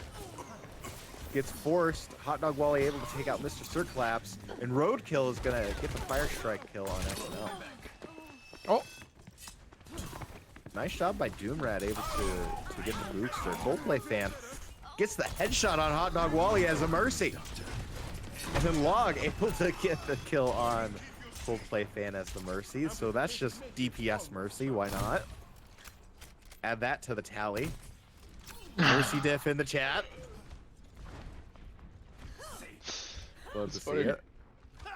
Alright, so both Rhines don't have ult right now, so we're probably going to see XNL and Roadkill just swaying on each other for a bit here, as we see Hot Dog Wally with a good Dragon Strike kind of forcing Sunnyside to back up, or sorry, Poached to back up a little bit. It's like Poached Roadkill is going to be taking the high ground, not sure, as he sees the other XNL charging in. There's a window coming out from Doomrad, forcing XNL to back up here as Roadkill and the team are taking some space. Roadkill charges in, misses. XNL lands the counter charge, instead takes him way away from his team. XNL beat him down, he's so low, no! And Roadkill comes out on top. That was just really good play right there from Roadkill, able to kind of come back and judge it out. And of course, those hammer swings, they're worth a lot of HP. And of course, if you can get the angle just right, because I believe that XNL just missed maybe 1 out of the 2 swings, and that's all you need to just kind of lose it all. Oh man, the Rhines, that's that Roadkill's coming in. Okay. Okay, Able so to get the shatter. Roadkill, yeah, he was able to pick logs Mercy and was able to shatter, find the pick on now both healers of Sunnyside. Sunnyside only find one healer on Poached. That's just going to be the stare down between the two Ryans as they shake their shields up and down, greeting each other. Yeah, and the interesting thing too is like because of this really good tank play, normally Streets phase is just like less than a second in like very competitive Overwatch. Here, like one fight, we've kind of been dueling it just in the corners. Here comes the Shatter now. Gets one, takes him down. Excellent. Hot Dog Wally able to take down Coldplay Fan and Vandium, and so much for Streets phase. Looks like Sunnyside University is going to go ahead and take this point. 10 seconds remaining. Right now, the Rhine tallies. Roadkill's won 5 Rhine fights, and XNL's won 3. Both of them have gotten 2 fatty shatties. All right, I love these stats that you're keeping here, Joe. It's very important to me. It's so fun. All right, Roadkill's going to work that right-hand corner, let the shield recharge. Of course, XNL has a full shield to mess around with. Hot Dog Wally gets the pick on Mr. Circlaps. That could play in the DPS kind of role. A clutch res now coming from Coldplay Fan, so it's not going to be as meaningful as we originally thought. Fire Strike comes out. Still working the corner for XNL. Both Reinhardt's kind of backing out as Hot Dog Wally is still trying to force out the Emor field. Here comes Roadkill. Gets the charge. Bilu down. And now Roadkill needs his team to come out and help him. Oh, and he wastes the ult. XNL, nice job there. I'm gonna give XNL a special note that he wasted Roadkill's ult there. There you go. Really and good again, job. it all comes down to this here. Less than 30 seconds. Is there going to be a contest on point? XNL able to get the fire strike on Mr. Circlap. Pin comes from XNL. No value. Hot Dog Wally, right-clicking heads. Hot Dog Wally, right-clicking heads. Trying to force this game for a full push. Oh my god. Keeps on going. Pop off, King. Pop off. Score. I like Hot Dog Wally as a name. I think it's funny. Switching sides. I don't know where that name came from. I don't know if it came from a meme or anything, but I just think it's funny. Oh, you know what? I think it's the name of the hot dog, like the JPEG hot dog, with like the headphones. I don't know. Look it up.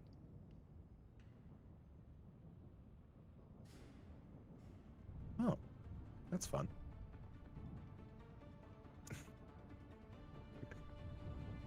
I need better angles, Bill. Ready for battle. No, you're fine. You're doing a great job. But I do like how in Coldplay Fan was like Prime Mercy or Prime MJ Mercy Jordan. I thought that's very fun. All the armor in the world. All right, so Joe, the most important stat I think of this all is not the 3-0. It is the Ryan wins and losses. How are we looking? So how we're looking right now, Roadkill's got, what is this, 6 wins on XNL, with 2 of them being fatty shatties. XNL has 4 wins with 2 fatty shatties on Roadkill, but one of those wins is a cancel on Roadkill's ult there, and that was a pretty good moment for XNL there.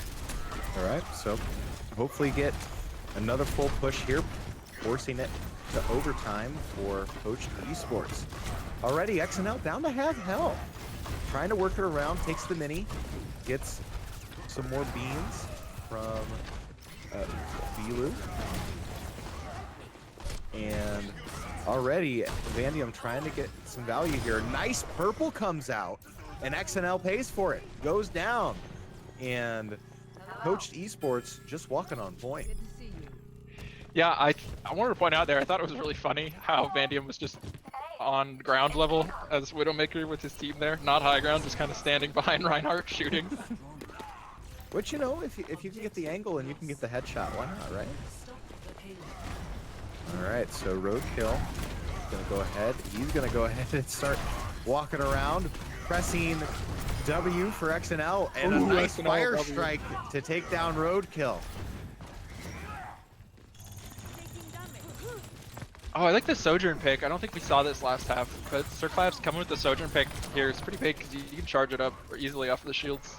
Absolutely. Your whatever it's called, Ooh. charge shot. Nice drop shot by Mandium there. So it's gonna be no matter as Log's gonna get the res. Big fat fat daddy. shatter. Roadkill's gonna swing it through. He'll charge to the corner. Tries to get a nice fire strike. No value from it, but a lot of low HP. Hot Dog Wally. He's gonna clean up the aisle. Oh. 2 down now for Poach. Ooh, that's huge. Nice flick of the wrist. Decides to fire strike on point. Keeps going. He's hot. Go pop off, King. He's Pop hot. off. He's, oh my God, he's hot. Or it's the SpongeBob. Oh no, he's hot. Yeah. That was a really good contest by Hot Dog Wally there, going in behind, finding the pick on the Mercy. Really big. Okay, Vanium, try and see if you can get the answer here.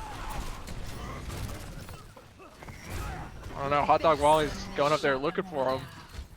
See Vandium use the Widowmaker ult here as we see an ult come out from XNL.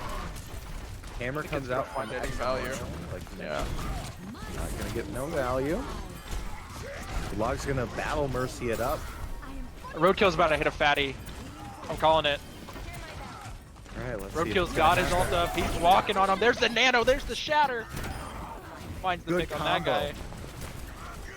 Ooh, is Mercy gonna make it out? No. Full play, Prime MJ. Mercy Jordan able to get the value, and that's going to be a quick streets phase. Good coordination from Poach Esports to, you know, combo it up. Able to get a lot of value there. Now course I XNL's did- gonna be looking for the shatter. Oh, Okay, comes out the pin. Hot Dog Wally able to pay for it. I would still tick that up for XNL. That was a good yeah. counter charge. Vandium trying to work the high ground.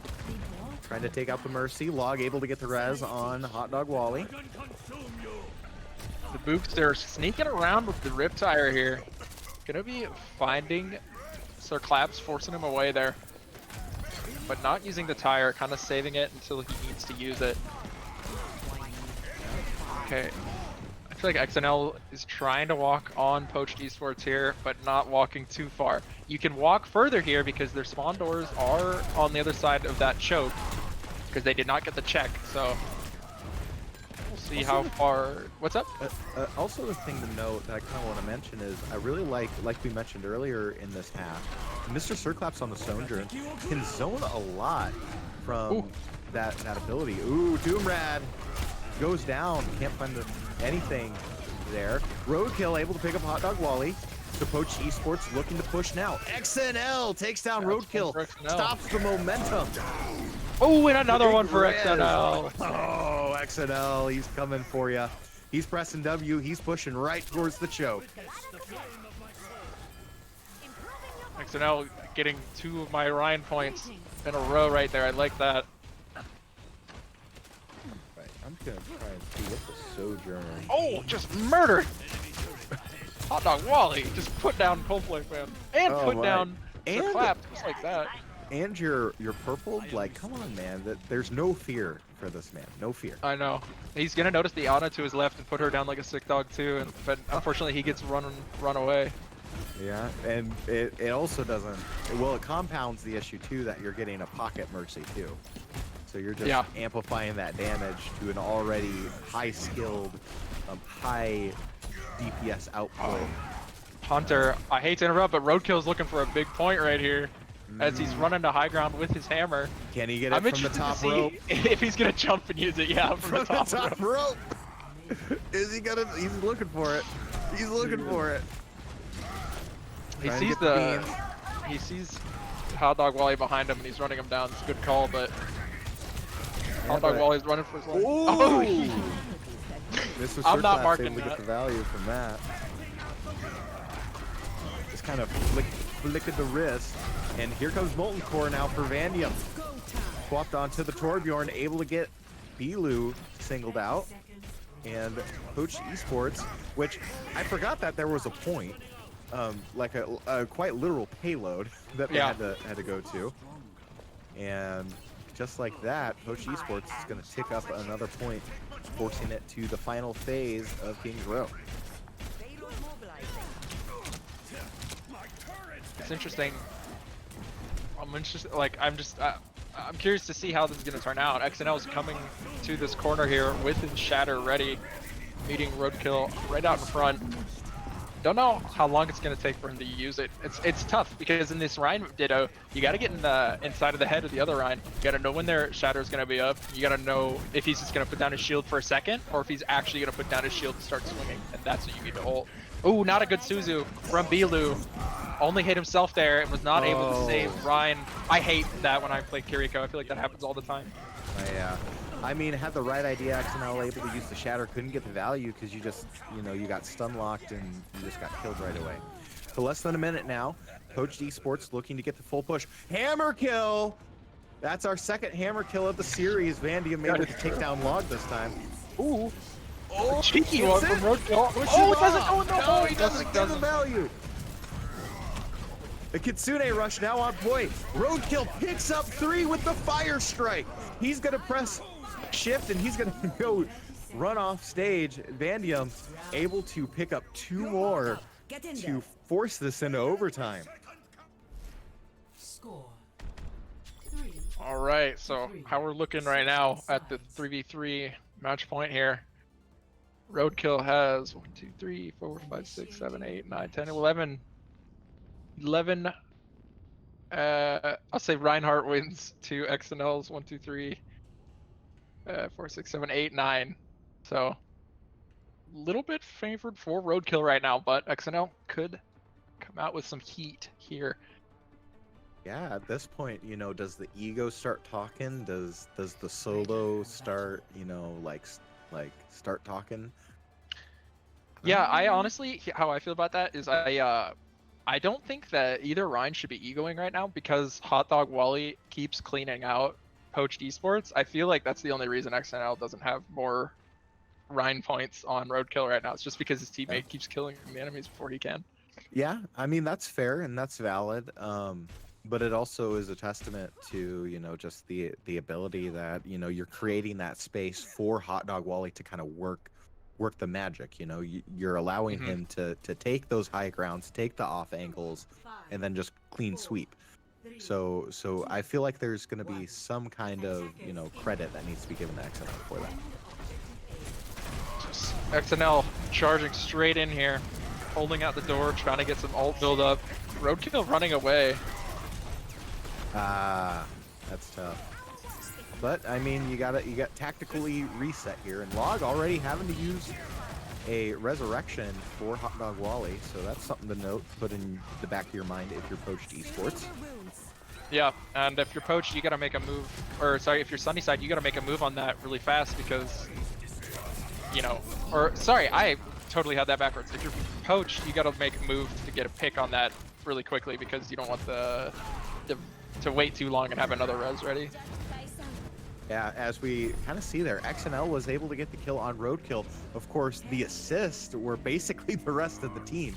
So right now, Sunnyside University able to kind of play more as a cohesive unit, and that's what they're able to get this first little tick over. It is now in overtime, so they're going to have to stay on the point, at least one person is, for the duration of this push.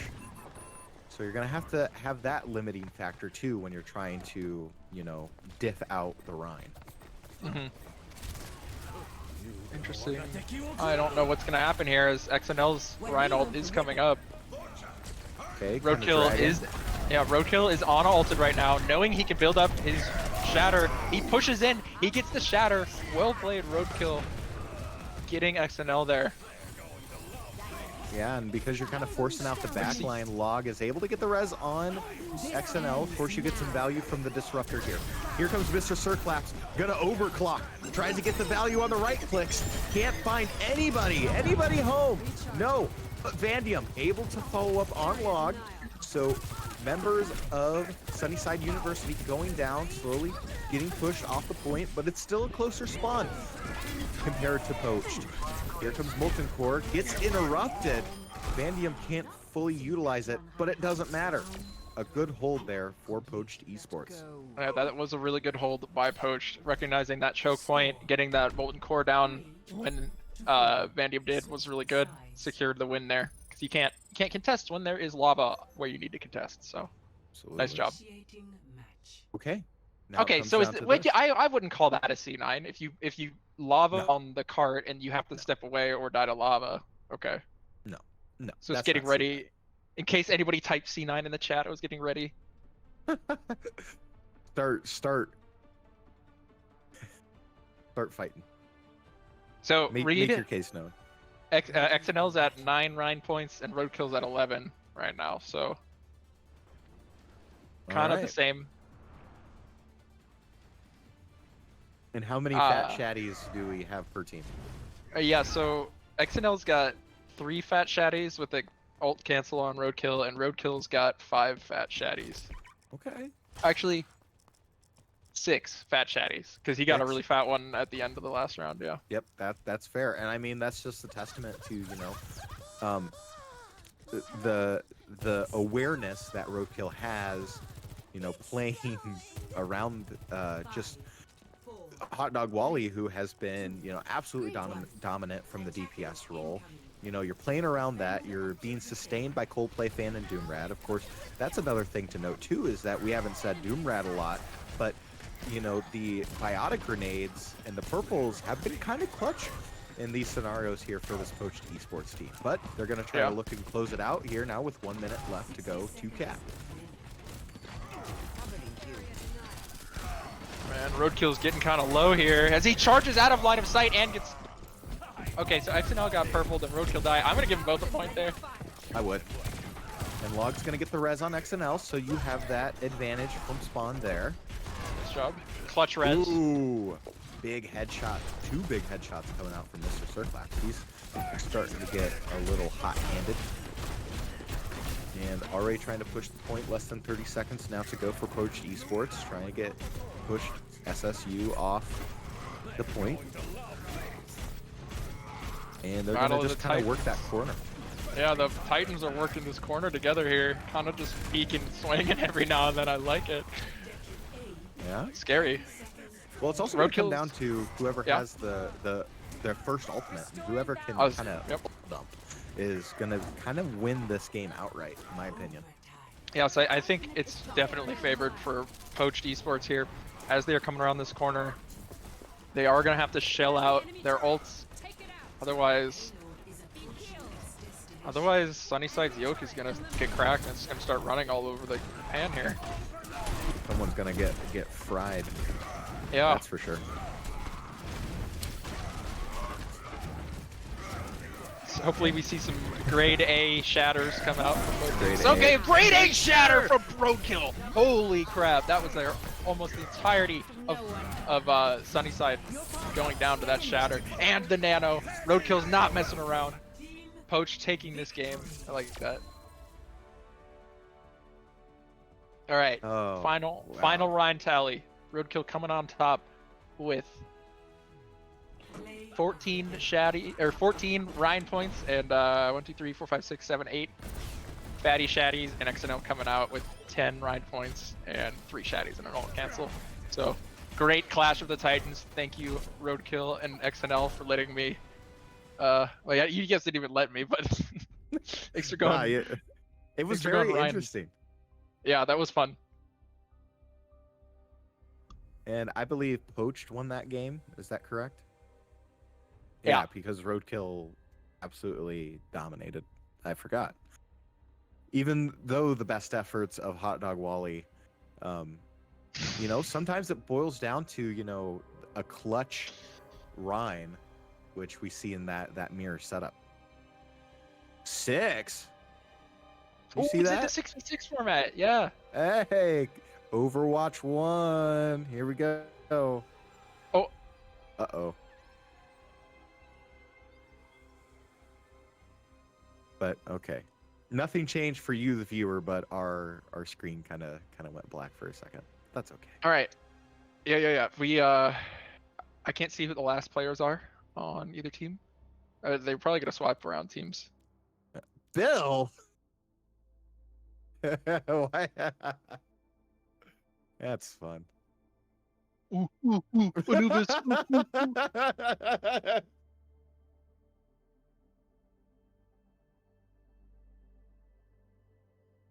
Oh, We so, might be so doing we get this to, live. We get to criticize Oh you. no, it's just gonna be my POV. Bill's the reporter in the field right now. Oh Yeah. no. We'll go down live now to Bailey Joe. Bailey, what do you see from Poach Team? Seeing a lot of shooting, a lot of shields. Scary. Okay, I'm less scared. Thank you, Anna. Aw. I was scared that I was gonna have to go live. Just have everybody out in the world criticize my aim. I was so ready no to warm-up. cast your gameplay. Yeah, I was ready to be critical. I haven't played competitive esports for Overwatch since last semester. It's been a while. Nah, that's not like me. I haven't played competitive Overwatch in probably 2-3 years. So I think you got me beat there. This is true. I'm excited But- for Anubis though. I am excited for Fervor on the side of Sunnyside Uh-huh. University. That's gonna be fun, and I would fully expect to see Hot Dog Wally on Poached, because are they still both top 500 in their respective, like, is Fervor still top 5, or no, he's just GM. Mm-hmm. He's just GM for tank, and I think Hot Dog Wally, or I guess Skip, is either GM or top 500 on support.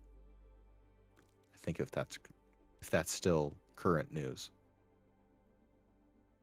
If not, they're pretty close. Oh, here you go. Prime SpongeBob or Bluey? Joe. SpongeBob.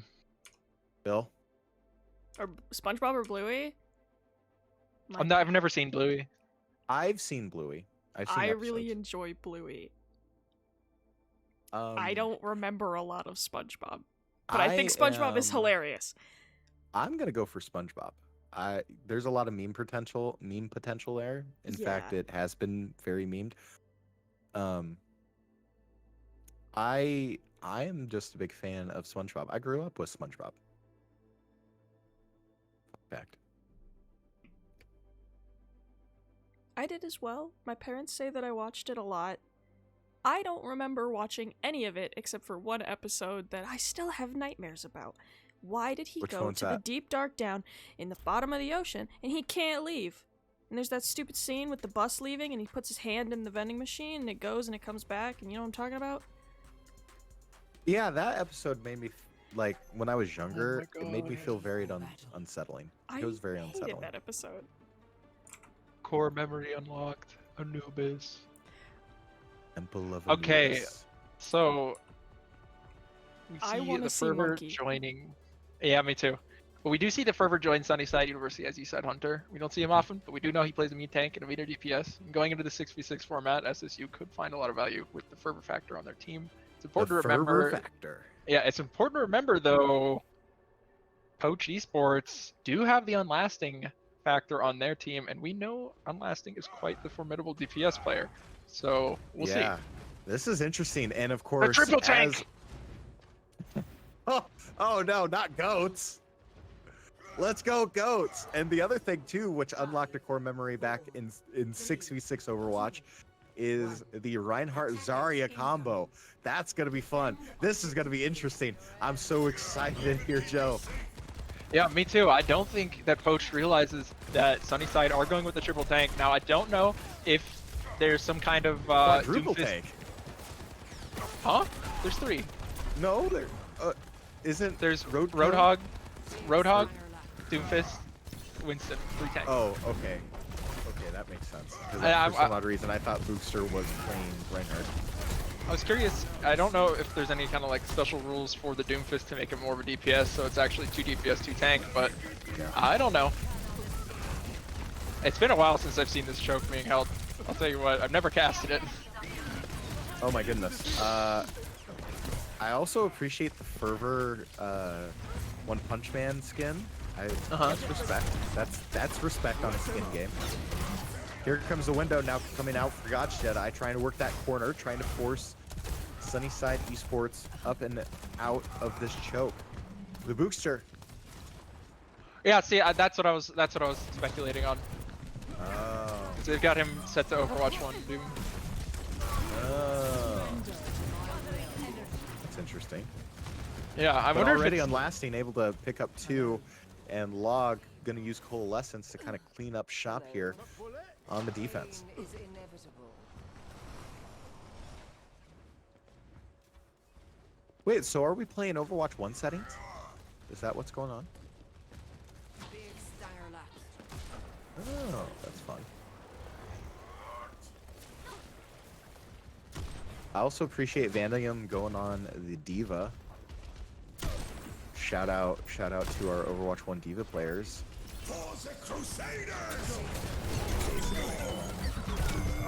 Oh man, that was a nasty hook by Clarkster there. I like that. Yeah, and XNL does go down for it. XNL charged, Clarkster canceled the charge, and Clarkster hooked him.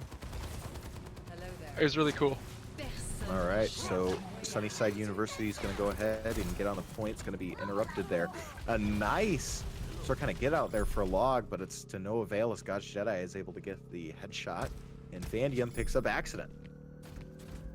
It's just, man, I haven't broadcasted Overwatch 1 in a long time. I'm trying to remember, like, what's the synergy here? Yeah, I mean, it's weird to cast because I, like, in my mind, my blood, I know the angles. I know where you push, I know where you group and stuff, but, like, making it come out of my mouth is a little bit different. Like... Yeah. Like this wraparound, that was standard. That was Yeah. standard. That's what you did, so you could close the space, get a little closer.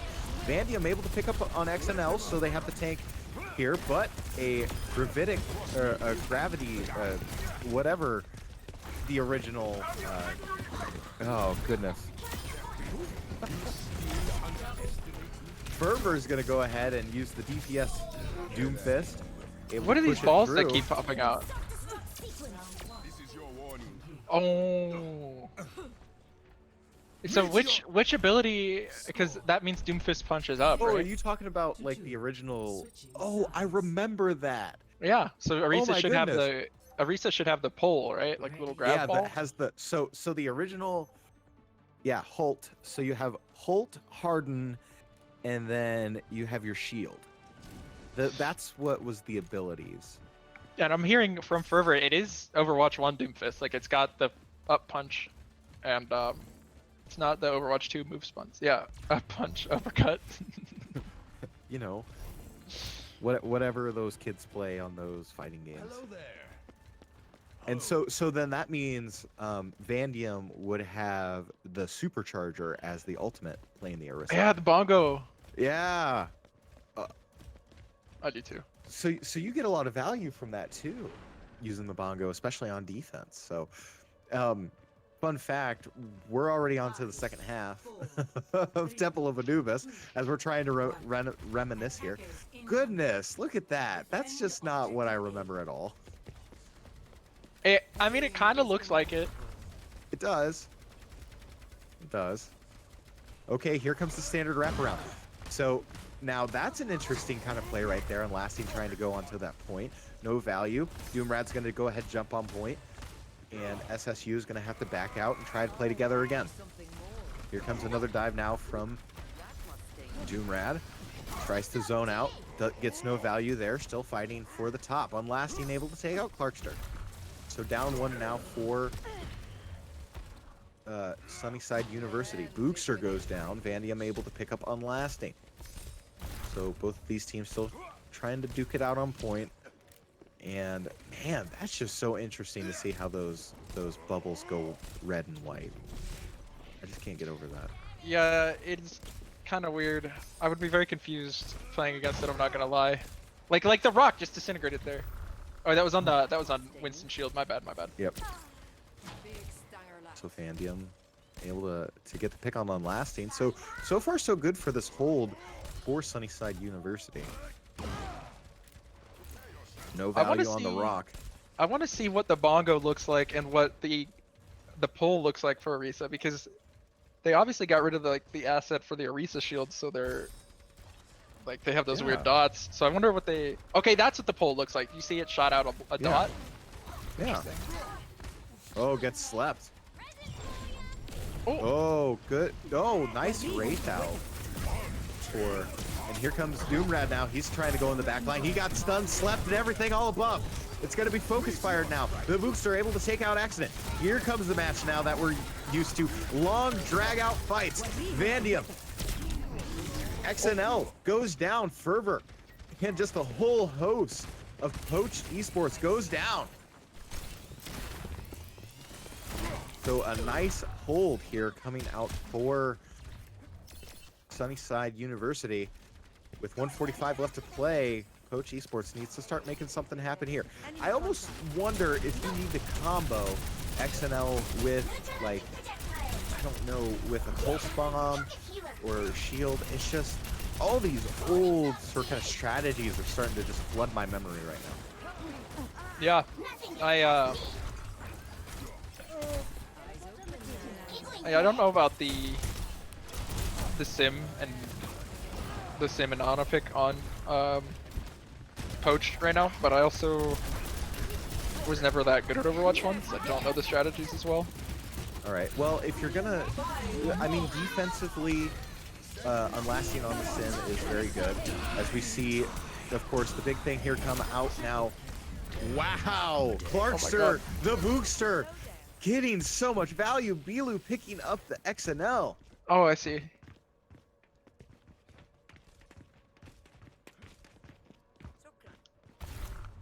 Overwatch 1 sucks, Valorant better. That's funny. It is funny because I don't like Valorant. Really? No, I don't really. I like Counter-Strike better. Oh, see, I'm more of a Valorant fan than I am a Counter-Strike fan. I don't like Valorant because there's too many abilities. That's Like fair. it takes like the skill out of like shooting on people's heads out for me, and just turns into who uses what ability when, which I recognize still has skill involved, but it is not as entertaining to me. All right, so a full hold coming now out for a potential possibility for Sunnyside University as time ticks over. As I say, I don't think they got it. Sunnyside Esports able to take Temple of Anubis from Overwatch 1. Play of the game.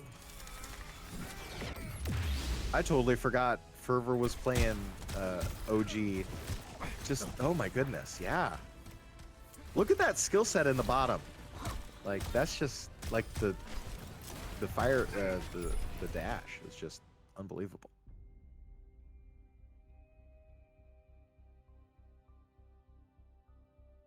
All right, we have hit 928 on the caller stand. I'm gonna go ahead and say it. They chose the worst assault map. I think Hanamura and I think Zarya map Volskaya are better. Yeah? Yeah. People don't like Volskaya is Volskaya. really good. I do like Volskaya. I like Volskaya a lot. People don't like it though. Yeah, Temple of Anubis. Well, the issue with the... Okay, now I remember. Temple of Anubis was really difficult because that first point, because of how far away the spawn was, it was either you either had a full hold or you just died and you just let them get on the first take and then you just hunker down in point 2. That's what I distinctly remember about the issue with Temple of Anubis. Yeah. A similar thing kind of happens with Hanamura. Absolutely. Well, but there was strategies around Hanamura because you could You're right. usually go Simstrat topside, or you use Simstrat on the bell, or I guess what you also did is you just did dive, and I think you went topside through the corner pocket. I think that was an option as well. Otherwise, you just went Rhine Zarya and kind of just pushed yourself through the choke originally, which that's what I was kind of used to. And then the biggest problem too with Overwatch 1 is that you had those long sustained fights and then you had to wait till somebody got the first pick. And then once you had the first pick, you just basically steamrolled. Yeah, and it wasn't quite like that in the games we just watched of Overwatch 1 and Overwatch No. 2. I do want to take a sec because we do have the downtime, and it's been a minute. If anybody watching is interested in supporting Panther Esports, you can go ahead, scroll down, click on that merch link in your Twitch, take you to esportsgear.com/collections/university-of-nona-iowa. There are shirts, jerseys, sweatshirts, sweatpants, beanies. Those jerseys are pretty good value, so if you do want to support us with money, that'd be a good place to do so. Otherwise, just follow, put a Go Cats in the chat, and yeah, thanks for coming. Thanks for being here. Yeah, it's Not been done so yet, though. exciting. Not done yet. It looks like, are we going to do Overwatch 1 rules, but on New Queen Street? Oh, that could be fun. That would be interesting, you know, because that's a whole entire new map mode outside of Overwatch 1 is push. That's interesting. That's going to be some unique play styles that are going to come out for that. And for anybody who's curious as to the series setup, the win-loss currently favors Poached Esports. They are currently 3-2 on the series. So if anybody cares about that tally, I've been keeping that on a notepad here.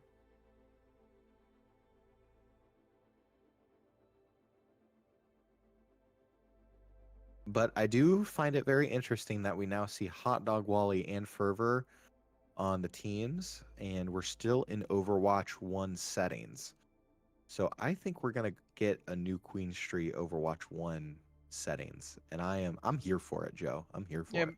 me too. New Queen Street is not one of my favorite maps. However, I think it could be a lot of fun with these Overwatch 2 settings. Yeah. And of course Doomrad. Just there's just been what has been your favorite moment so far today, Joe, out of this scramble I think the tank matchup we watched earlier was fun. in Kings Row? Yeah, the Ryan matchup was fun. I don't know. There's been a couple of crazy moments. Yeah. I think like what's that map called? Hollywood. The Torbalts on that map were cool. I thought there was a lot of good play by both teams on that map. Yeah, Coldplay fan kind of went nutty on the Torbjorn with the molten cores there on Yeah, Hollywood. there was that. There was when I think it was when God's Jedi blocked Hot Dog Wally off of that one door with the Mhm. the life we've rolled. I thought that was really funny. There's like an entire clown fiesta when they push through those doors. Absolutely. I also really liked Circuit Royale early in the Oh series. yeah, the Sigma matchup was Mhm. fun. Yeah, the Sigma matchup was pretty huge. And then I like how we never really talked about Samoa. Samoa was kind of fun, but that was just sort of kind of like a get used to it. Yeah.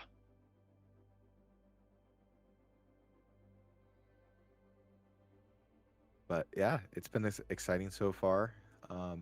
Just what a way to cap off the end of the year, man. That's the big thing. I wonder if we're gonna keep playing or if we're gonna be done, because I know how Coach Clana was gonna be like 9:30, we're done. But obviously we see people moving around, and I don't think we're are gonna be done. It's fine by me. I still got a little bit of caster energy. So. You still got a little bit. I still have to get dinner. Ooh. I know. It's I do difficult. need to eat as well, but Yeah, at this point I'm like, well, what do I eat? Because I don't really. I mean, I got to do dishes personally. Because yesterday I ended up making me a Philly cheesesteak. That was pretty good. I could go for a Philly cheesesteak right now. The one thing that I miss about living in Cedar Falls is pepper jacks. Have you ever had pepper jacks? No. There's not a pepper jacks in Cedar Rapids, no. Yep. So for those of you who don't know watching the stream, pepper jacks is essentially a Pancheros, but for Philly cheesesteaks. And Interesting. it is delicious. And you can get your Philly cheesesteaks. What I like them is I like them hot. So the way that they do it hot is that instead of, throwing the protein down on the griddle and then dousing it with water, they actually use like a pseudo like jalapeno sauce or a jalapeno oil that kind of like heats it up, and that is to die for. See, pepper jacks is A tier. Absolutely. Thank you, felon of myself. Knows where I'm coming from on this one. I'm not alone.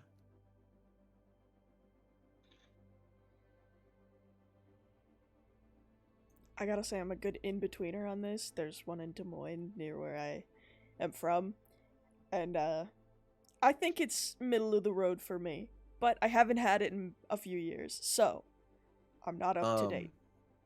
That's fair. My downside to pepper jacks is the fries. I could care less about the fries. IMO. I didn't even know they had fries. Yeah, they got fries. That was back when I had a big kick of like, and this might be a food hot take. I used to dip my French fries in honey mustard. Okay, that kind of sounds flame. I'm not gonna lie. I dip them in honey, so I completely am with you on that. See? You can dip French fries in a lot of shit that isn't ketchup, and I know I just swore on stream. I'm sorry, but like a lot of stuff that isn't ketchup goes really well on fries. Like I'm fined, Canceled. fined $500. Fined. Yeah. Where's So Mark like Nook? ranch, really good on French fries. I mean, I like ranch on anything. Okay. Huh? Okay, that's fair and valid. Have you ever had a haystack before? What is a haystack? A haystack. I have them right in front of me right now. Are you talking like the sandwich? Bill? No. Oh. What? So what is I'm your talking about is haystack? my haystack is so brioche buns, hamburger patty, Swiss cheese, sauerkraut. Huh.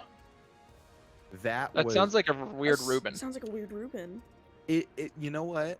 That is essentially what it is. It's essentially like an Iowan version of a Reuben. Hey, really quick, I don't mean to interrupt, but in the chat they're speculating, and I think we should too, over under on how many deaths Accident has this game. Okay, so over unders. What's the money line right now? 25. Accident said 25. I would say I'd put the under on 19 and a half. Damn. Here, I'm gonna Also, write that down. I requested that Fervor play ball for at least one life, and he said he would, but he's coming out the gate on Reinhardt right now. Boo. All right, so I did hit my over yesterday, so I had food with Steven, and we went to Applebee's, and we put the over under. Oh, pause. The 6v6 isn't Boo. working on this map for some reason. What? Or double tank isn't working. What? That's Yeah. stupid. Okay, so to continue my story, it was actually a whole host of us. It was Alex, Logan, and Stu and I. And we had an over under on how many exclusive Mountain Dews Steven would drink. And I said I would put the over at 2.5. And I hit that. He ended up having 3 that night. I think everybody hit their money line because Logan said under 4 and Alex and I said over 2.5. So we hit that money line. I see Felon of myself is gonna hit the over on 14. So I'm gonna write that down, Felon. Traveling to New Queens. We can't see the scoreboard, right? For deaths? For death. Yeah, for accidents, deaths, specifically accident. I want to say over 12. Okay, so Bill's got over 12. I'll say over 13. And Joe has over Don't on the 13. Price is Right this me. I'm the only one doing under on 19. So okay. So for a majority of these money lines that to hit, Accident has to die at least 13 times, but no more than 20.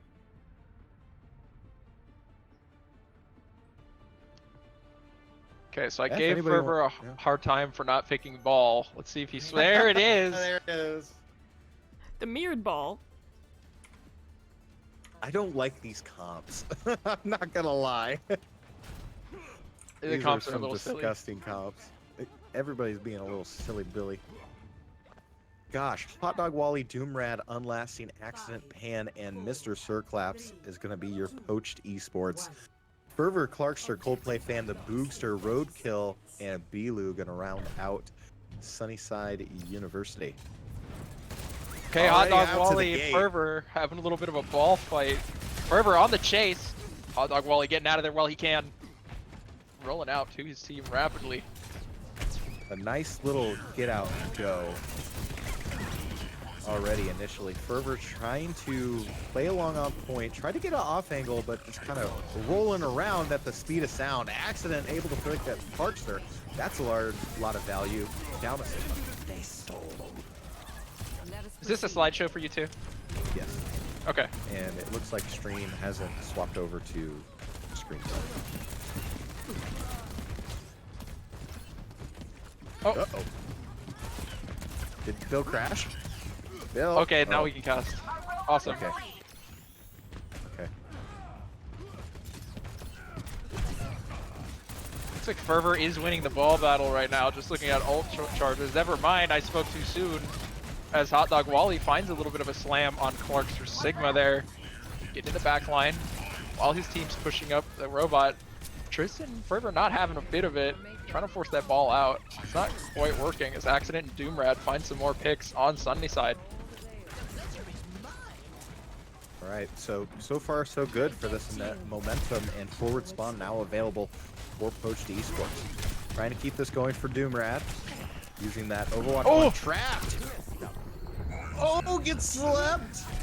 And purple. The disrespect coming out from Roadkill. Hot Dog Wally, though, picking up 2, using the ultimate for the Hampter.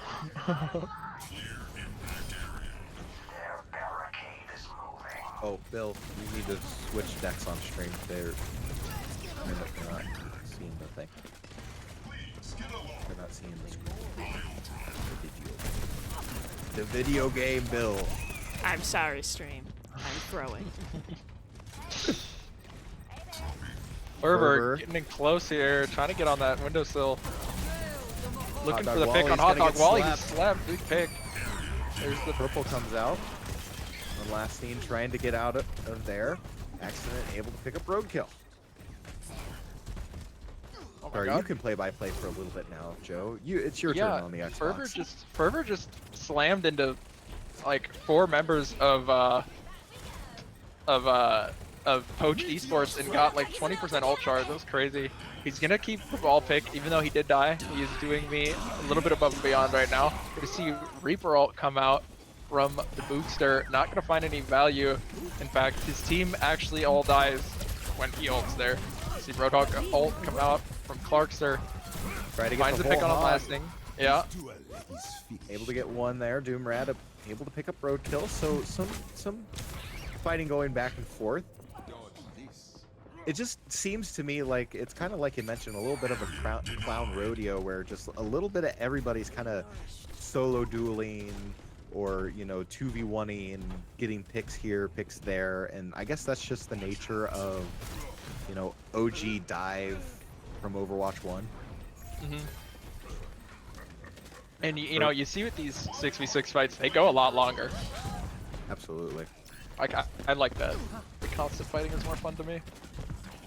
See, and that's what a lot of people hated and why they went to 5-man for Overwatch 2 is because, you know, back when you played GOATs, back when you played Double Shield, it would be like 3-minute long team fights and it got boring real fast. But here we go. So looking at the ult comp, econ, it's going to be in the value of Poached Esports. And Fervor is going to go ahead and try and tack down Doomrad on the Doom. What's going on? I like that. He didn't get enough momentum and just kind of rolled next to them and sat there. It's interesting here. Unlasting able to get the trap kill on Coldplay Fan. Accident gets the pulse bomb on Beelu. 2 down, 3 down, 4 down on the side of Sunnyside University. No, and Fervor goes down on the ball. That's unfortunate. Hot Dog Wally's ball ult. What is that proper name? Wait. Of what, ball? Minefield? Just minefield? I think so. Well, Hot Dog Wally's minefield is coming up. I will consult the text. And Sunnyside still have quite a bit to push on Poached Esports here. Yes, it's still called Minefield.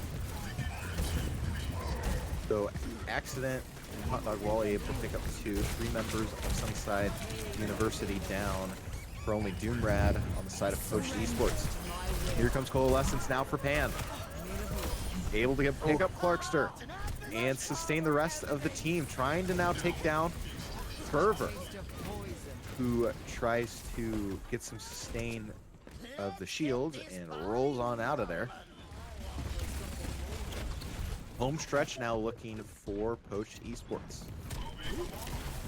90% ticked over. It's weird seeing Doomfist with lower health. Although, is he back on the tank roll right now? Okay, never mind. He's back. No, he's yeah, DPS. he's tanking. No, he's tank again. Oh, is he? Yeah, look how much health he has. Oh. I wonder if that's why it took a little bit long. Here comes the minefield now for Fervor. Trying to zone out the robot. Gets a go. Here comes the hamster duel. Gets a nice slam down. Hot Dog Wally has to back out and get some beans and some HP. I want to see this Coldplay fan tire. Just kind of right in the back line. Suzu or Kitsune Rush comes out now from Poached Esports. Accident goes down. No pulse bomb available. Bookster. There it is. Vilu. Here comes the tire. Get a fat tire. There you go. Able to get hand for that. For the last team able to pick up the double kill. The Bookster able to use the Overwatch 2 ultimate. Oh, I see now. They're playing Overwatch 2, but with 6 people. Yeah. I see what's going on. Okay, so Whole Hog available for the Clarkster. He's pushing on point, taking away the forward spawn advantage. Trying to. Here comes Whole Hog. Trying to push it back. Doomfist able to soak up a lot of that damage. Mr. Sir Claps answers with the kill on Clarkster.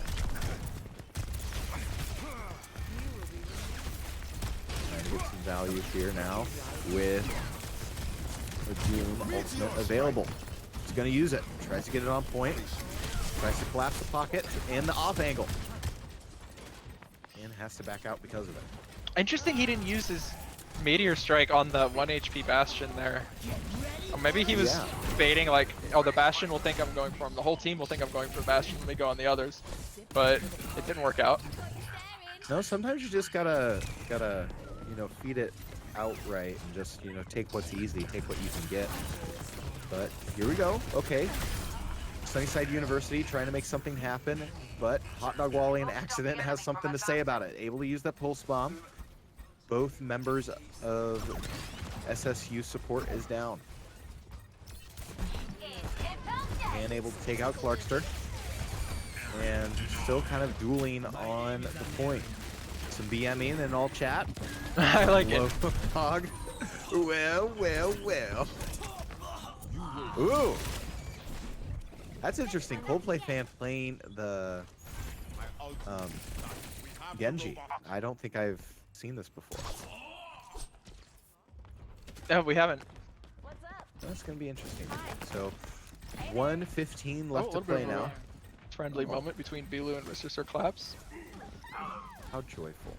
How long until somebody ruins it? Not long at all.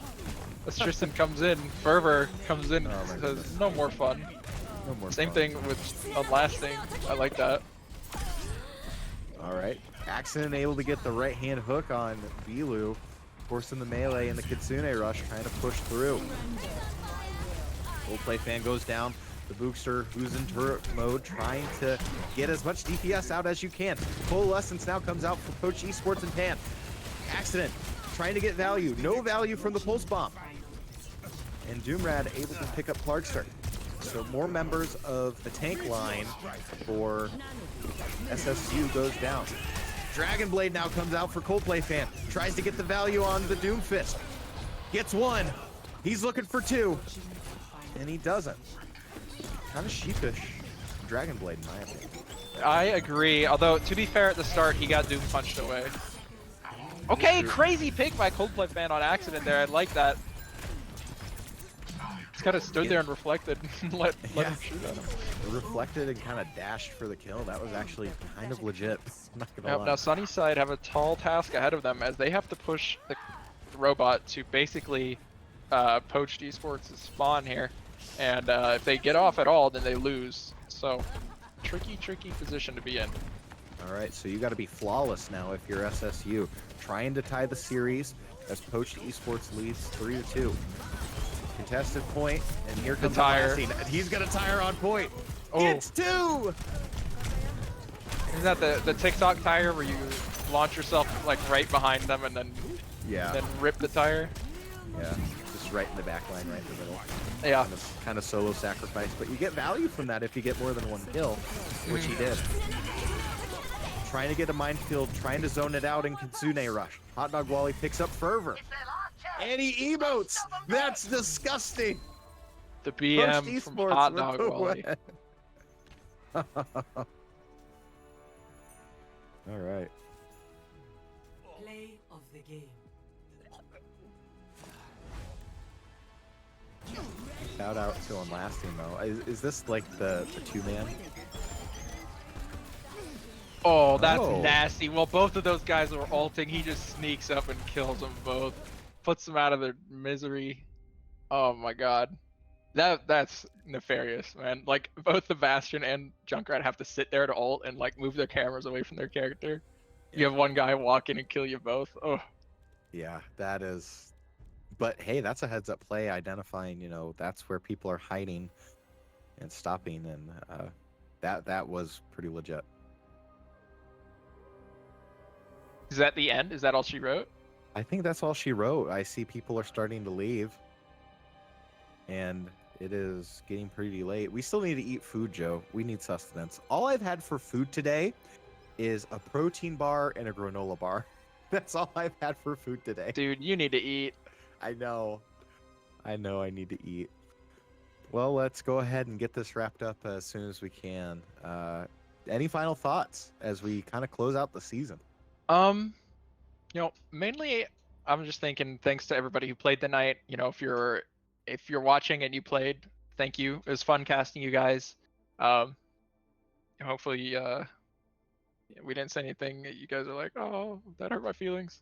If so, Yeah. I'm sorry. I was just having fun. Yeah. But thanks for the games. Seriously though, it was fun to watch, fun to cast, and I hope you guys had fun playing. Yeah. Joe, thanks for joining me in the booth all season long. It's been really fun casting with you. Of course, thank you. It's been fun casting with you. Absolutely. Shout out to our director of broadcasting, Bill, who's been production the whole season Hello. and kind of coordinating this out. Thank you for your help. And shout out to, like, kind of sound like a broken record, Joe, but thanks to the players for allowing us to cast them, and hopefully not be too offended by some of the things that we say. Yeah. 'Cause we don't mean it. By no means. But it was really fun, and it was also really fun to kind of play with some of the alums like Fervor and Pan. At least those were the ones that I noted. Able to come and join us and kind of have a nice little final kickoff as we kind of close out the 2023-2024 season. Unfortunately, no deep postseason runs for either of these Overwatch teams, but hey, there's always next year, and everybody's just going to get better after this point. Either decompress and get better in the off season as we go into the summer. Do we have socials? I No? don't have socials. I think the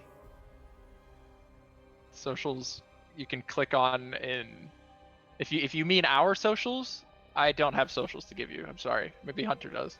But if you want the socials, they're on the Twitch page. You can click. Right.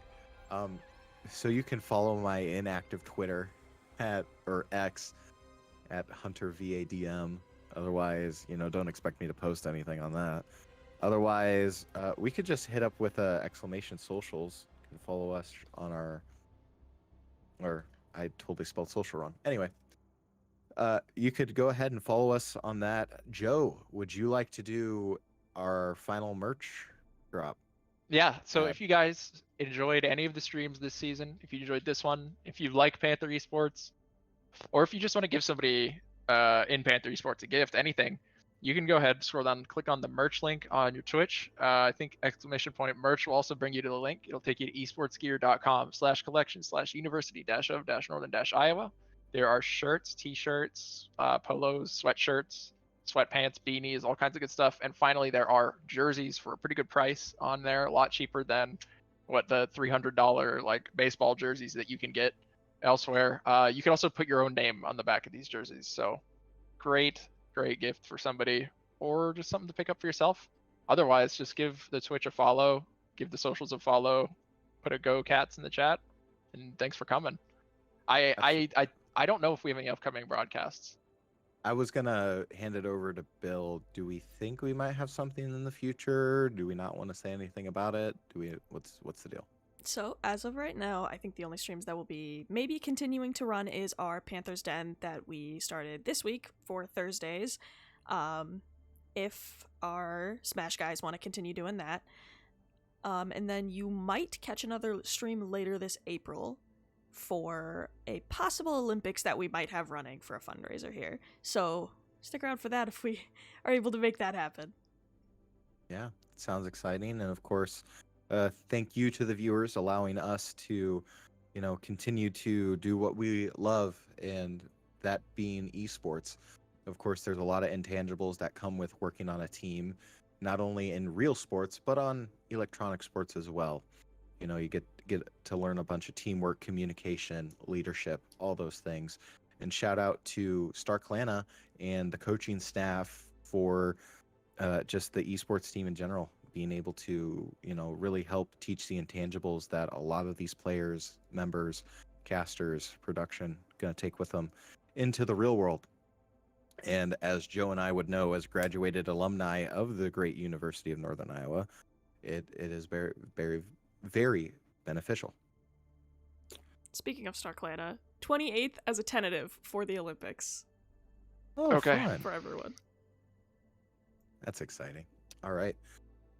Well, for the end of Scrambles, Poached Esports defeats Sunnyside University 4-2. And for the last time, till, I guess, our Olympics on the 28th, I'm Hunter. In the booth with me is Joe. In production, as always, Bill. We'll catch you next season. UNI Panther Overwatch. See ya.